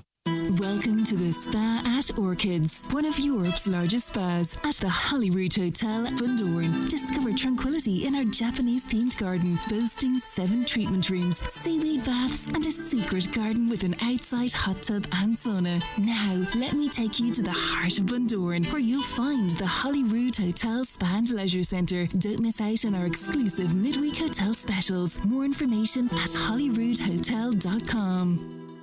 McElhinney's Home Value event has begun online and in store with amazing offers that you do not want to miss. A massive 30% off Le Creuset tableware, 50% off selected bedding and towels, and 20% off the entire Orla Kylie collection. Visit us in store or shop online at mcelhenneys.com for the biggest home value event of the year. For exclusive offers only available at McElhinney's department store, Ballybuffet. Save up to €100 this week at CallahansElectrical.com with discount codes. Code Highland20 for purchases over $229, Highland30 when you spend over $399, and Highland100 for sales over €1,000. Shop and save online at CallahansElectrical.com with your exclusive Highland Radio discount code. It's the 9 till noon show on Highland Radio. A very important day is coming up. It is the Memorial Day for victims of homicide. 614 people have died by homicide in this country, we're told, since 2005. And on this Saturday, all 614 names are to be read out at a special memorial event at St Anne's Church on Dawson Street in Dublin. We're joined by Michael Loughlin. He's a member of ADVIC, the Advocate for Victims of Homicide group, and John's son James was killed in Sligo in 2018. John, a very good morning to you. Hi, Donal. Yeah, it's Michael Loughlin. Oh, Michael, I do beg your pardon. I do beg your pardon, Michael. Michael, it's good. This is going to be a very important day for you, for your family, and for others in your position. That's right. Unfortunately, my son was killed in Sligo in February 2018. So the first memorial service we attended was in 2019. And subsequently with COVID, it takes place every 2 years. So with COVID, there wasn't one in 2021. So this year we're all meeting up again. And looking back on the first memorial service, it was so moving when you're in a church with so many families who have had homicide come to their door, and it's just so emotional. And it's kind of another family within the family now. We've met so many friends, and we're so supportive to each other to remember our loved ones who are no longer with us, unfortunately. You are, and you may confirm this for me, but you are now working with ADVIC, the Advocate for Victims of Homicide group, and as is the case so often for people who have experiences like yours, you would have begun receiving support from ADVIC. Now you've gone through the process and come out the other side where you're part of ADVIC giving support to others. Well, that's right. I had to get through my own bereavement of losing our son, and ADVIC were with us very early on after our son was killed. And they gave us a lot of support in terms of counselling and help with the legal side of things in terms of, the criminal justice system, in terms of coroner's inquest, the murder trial, etc. And I always said that, it knocked, unfortunately came to our door, and I said when I was in a position to help ADVIC in the future, I would join the committee of ADVIC, which I did. And we're just here, unfortunately, for families who have homicide come to their door. And it's a fantastic organisation. It really is. We really look after people. We give them counselling, and then we deal with the justice system as well in terms of. You suffer the loss of someone, and then say in 10 years' time or 15 years' time or whatever, when the parole board hearings take place, ADVIC are there to help people with that as well. So, and it is something that maybe we don't think a lot about, that when it comes to an inquest, when it comes to a trial, the legal people that are there, they know what's happening. The coroner knows what's happening. The judge knows what's happening. The court staff knows what's happening. But the people who are smack in the middle of this, the families, you've possibly never been in the courtroom in your life before. You haven't a clue what's going on. I couldn't have said it better myself, Donal. I couldn't have said it better myself. You're just thrown into it, And as you say, the people behind the scenes know exactly what's going to happen, when it's going to happen, what happens, because they're doing it. You know, that's their jobs. You know, they're in it all the time. When you're thrown into it, you just cannot comprehend the hassle and bereavement that you continue to have, waiting for things to happen. I mean, our coroner's inquest didn't take place till 4 years after our son was killed, and it got cancelled at very short notice 5 times. And it's just, you know, you're just waiting for this to happen and that to happen and this, and it just causes more trauma to families who have suffered, you know, and it shouldn't be allowed to happen, really. And important that for someone who sadly may find themselves starting on that journey, they have someone like yourself, as you did in your turn when you were starting off. There is someone there who's been through that experience, who can actually sit down and say, look, this may happen, that may happen, this is how it may feel, this was my experience, this is how it panned out. So at least you're getting some forewarning, and you're getting that forewarning not out of a book, not from an educator. You're getting that forewarning from someone who's got the sort of empathy that can only come from someone who's been there. Exactly, Donal, 100%. 100%. Michael, this is taking place in St Anne's in Dawson Street in Dublin on Saturday. As you said, it's going to be a very emotional day, and I'm sure to hear, you know, 614 names read out, it's going to be very stark. It's going to take a while. Your own son is going to be among those names that are read out, but it's going to be a stark reminder of the impact of homicide, and we wish you and others involved with ADVIC, and particularly thoughts with those perhaps who are going to such a service for the first time, those who have had this experience relatively recently, those starting off on that road that you sadly have been on now for 5 years and more. You know, our thoughts are with you and with them, and we wish you well this weekend. And that's Michael. Michael, thank you very much indeed. That's Michael Loughlin there. Okay, all the best. Thank you, Michael. And Michael's son, as he said, Michael's son was killed in Sligo in February of 2018. He was 36. Uisce Éireann is Ireland's national water utility, responsible for delivering clean, safe and reliable national public drinking water and wastewater services for Ireland. For any questions about public water services or to report an issue in your area, we can be contacted 24 hours a day, 7 days a week on 1800 278 278 or visit water.ie. Uisce Éireann. Delivering water services for Ireland. Connect Hearing is open for free hearing tests. Our audiologist is available Monday to Friday for wax removal services at our Letterkenny Clinic in the Courtyard Shopping Centre. We also offer a home visit for those who are unable to visit us. Our hearing is our social sense. Are you finding hearing more of a challenge? Call Ursula today on 07491 13296 to make an appointment. Good hearing helps us to connect to our family, friends and loved ones. Connect Hearing, connecting you to life. Shop smart for great nights in for the rugby with Centra. Buy 2 inspired by Centra selected pizzas, 1 Centra garlic toasty 6-piece and 1 Centra coleslaw, all for only €10. Plus Peroni and Tiger 12 bottle packs, €17 each. When it's rugby night, it's game on at Centra. Shop smart, feel good. Centra. Live every day. Enjoy a call sensibly. The eagerly anticipated brand new production of the Broadway smash hit musical Sister Act is on its way to the Bord Gáis Energy Theatre in Dublin. Join Highland Radio as we make way to this unforgettable show on Friday 23rd of February 2024. Your trip includes luxury transfers, bed and breakfast at the 4-star City North Hotel in Dublin, your ticket to the show and a shopping trip to Dublin City Centre. For more information, call Highland Radio on 074 91 25000 or visit highlandradio.com. It's the 9 till noon show on Highland Radio. Just a few comments before we go to our next caller. I know people should clear drains near them along the road. I'm not fit to do that on my own. I need help. All the water is running down the road. I would pay someone if they were to help out, so says a caller.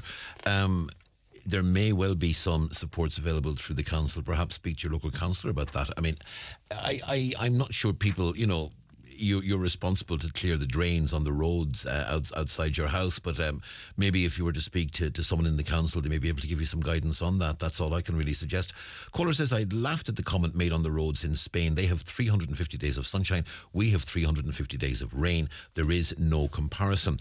Caller says, could you highlight the fact with all the emphasis on using public transport, why do people need to wait in the pouring rain for a bus? There's hardly a bus shelter anywhere. Now, very good point. I know certainly there is work being done to try and sort out something for Letterkenny, particularly where the local link buses meet there just beyond the station roundabout. But certainly there are gaps, if you pardon the slight pun, right around the county where there should be bus shelters and aren't. Now, I want to go to Sydney because Sydney has a story to tell that I suspect sadly is being echoed in many, many areas of Donegal. Sydney, good morning. Hello. Sydney, your father-in-law has a home care package, but the problem is actually getting people to actually fulfil that package. Yes, my father-in-law has a home care package for the last 3.5 years. He had an issue with his bed. My father-in-law has dementia, and he needs a larger bed than normal because dementia patients don't recognise the side of a bed. And when the home care team requested that the bed be changed to a smaller bed, he had a 4 foot, they wished him into 3 foot. They requested it to be changed. The Dementia Society advised for 3 foot 6 to 4 foot for dementia patients as they don't recognise the side of the bed. But home care team requested 3 foot. They arranged for my father-in-law to go into a nursing home for a week's respite while they changed the bed. During that week, the 3 foot bed arrived. My father-in-law was in the nursing home, and we all expected as a family that he was coming back out the following week. Yeah. As the bed was there. When the week was up, we asked about him coming home again, and we were told there was no staff available anymore. Now, this gentleman had a fairly large care package, as he was incapacitated, unable to walk, wheelchair bound, and using a hoist. Now he is at home. He spent 4 weeks in the nursing home in respite, taking up a respite bed that other people required. The family brought him home. Now, the family is a very small family. It is only his wife, myself, and his daughter. We've brought him home, but this is a month now, and the home care team has not returned. And we are in a situation that his wife's in Aritis, and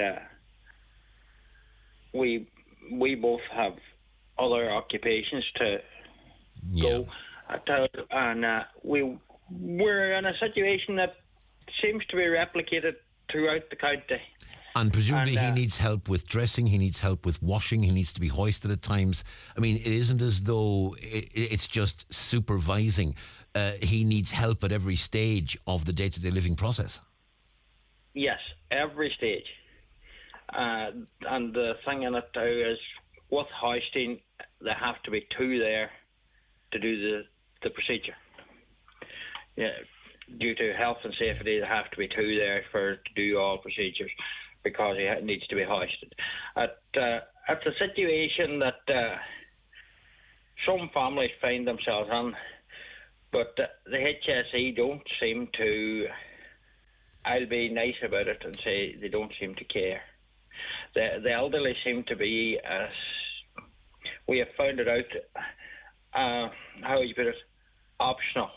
They don't give the care. This gentleman had a care package, was entered into respite for a change of bed, and they moved the care package on. They moved the staff on. Now he's sitting now with a 25-hour-a-week care package and no staff to do it. And these are internal HSE staff. This isn't a private agency. These are HSE employees. No, this is internal HSE staff. Yes. And the issue in the matter being that It's leaving a lot of care on an elderly lady that should be getting care herself. Have you had any luck with the HSE in terms of, are they able to tell you that maybe something may happen into the near future, or are they just holding their hands up and say, sorry, we don't have anyone?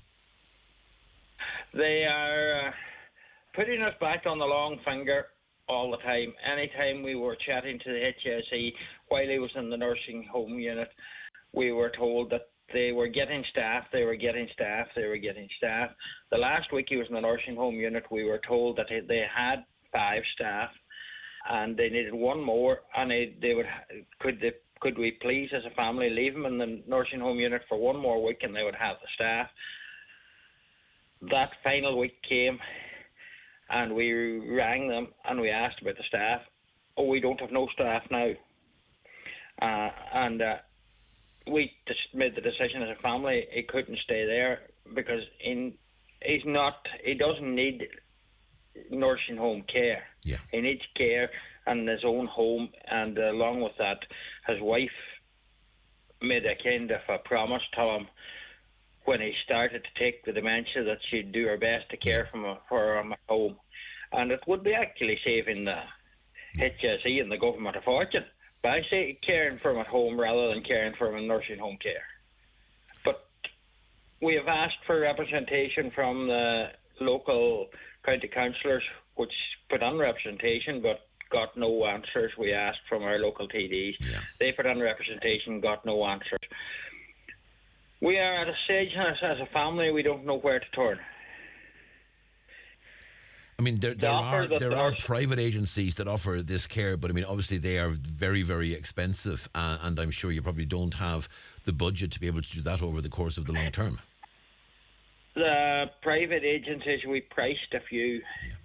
For his package would be in the region of €1,100 a week. The HSE is willing to give a grant, and that would mean that they would have nothing more to do with it, of 360. And the reality is 360 is not going to buy anything in the private market in this regard. No, not. It would hardly get them on the door. As a farmer would say, it would hardly get them on the door. But the situation now is that the gentleman is at home, he needs care, and we were on the telephone on a regular basis to the HSE and to the home care units, and every time we rung them we were getting a different advice.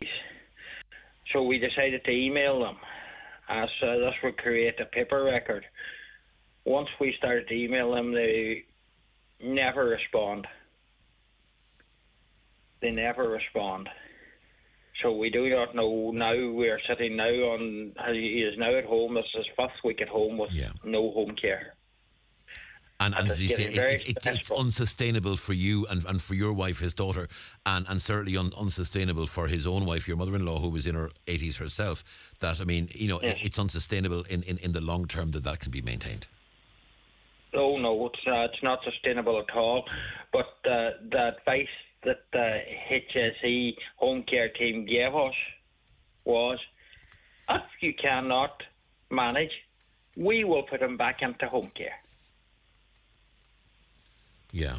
Rather than saying, we will try and get you out staff, it was, we will put him back into home care, into nursing home care, right?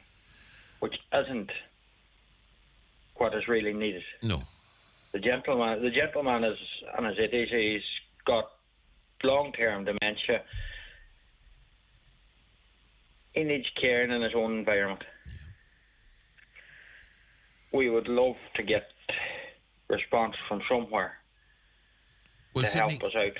Sydney, hopefully someone from the HSC may have heard this morning. They may know the case. As you say, you've made representations to your councillors who are members of the HSC Regional Forum. You've made representations to the TDs. You've been in touch with the HSC. Hopefully someone will hear and recognise the situation you're in and try and get this sorted before you have to resort to agreeing to get your father-in-law back in a nursing home. In the meantime, look, fair play to you and to your mother-in-law for for standing by that promise for as long as you possibly can. We wish you well, and I'm afraid that's really all I can say. I understand that, but it's a tough time for all. It is, Sidney. I fully appreciate that. Hopefully someone out there has heard this. Hopefully this will resonate with someone, and hopefully someone within the HSE will be able to say, hang on a tick, we need to do something to address this situation. Sidney, thank you very much indeed for sharing your story. I thank you for your time. It is thank our you pleasure, very much. Sidney. It's our pleasure. Hopefully it'll come to something.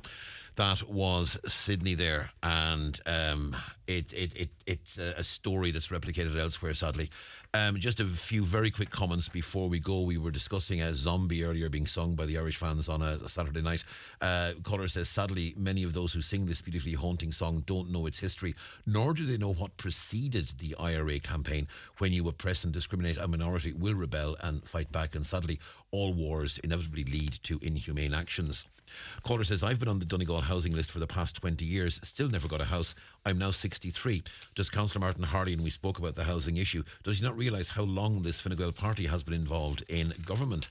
And finally, a caller says, what about a pilot scheme in each parish once a week to alert people to bring things to a certain point and alert them to what they can recycle? Also, we are a aluminium PVC window and door company. Is there someone we can recycle the glass units from the old windows? I'm not sure of that. Perhaps inquiries to the EPA might be the way to go. That's it from the 9 till noon show for today. Thank you to Caroline for producing, to Caroline and Niamh as well for taking your calls. Thank you for all our contributors. Most importantly, thanks to you for listening. Greg's back tomorrow. For myself, Donal Kavanagh, have a very good day. Looks like we're in for a cold spell. Perfect weather to chill out in a steaming seaweed bath on Sligo's shores. Talk of scattered showers too. Perfect weather for sea swimming off the coast of Waterford. Sure, you're already wet.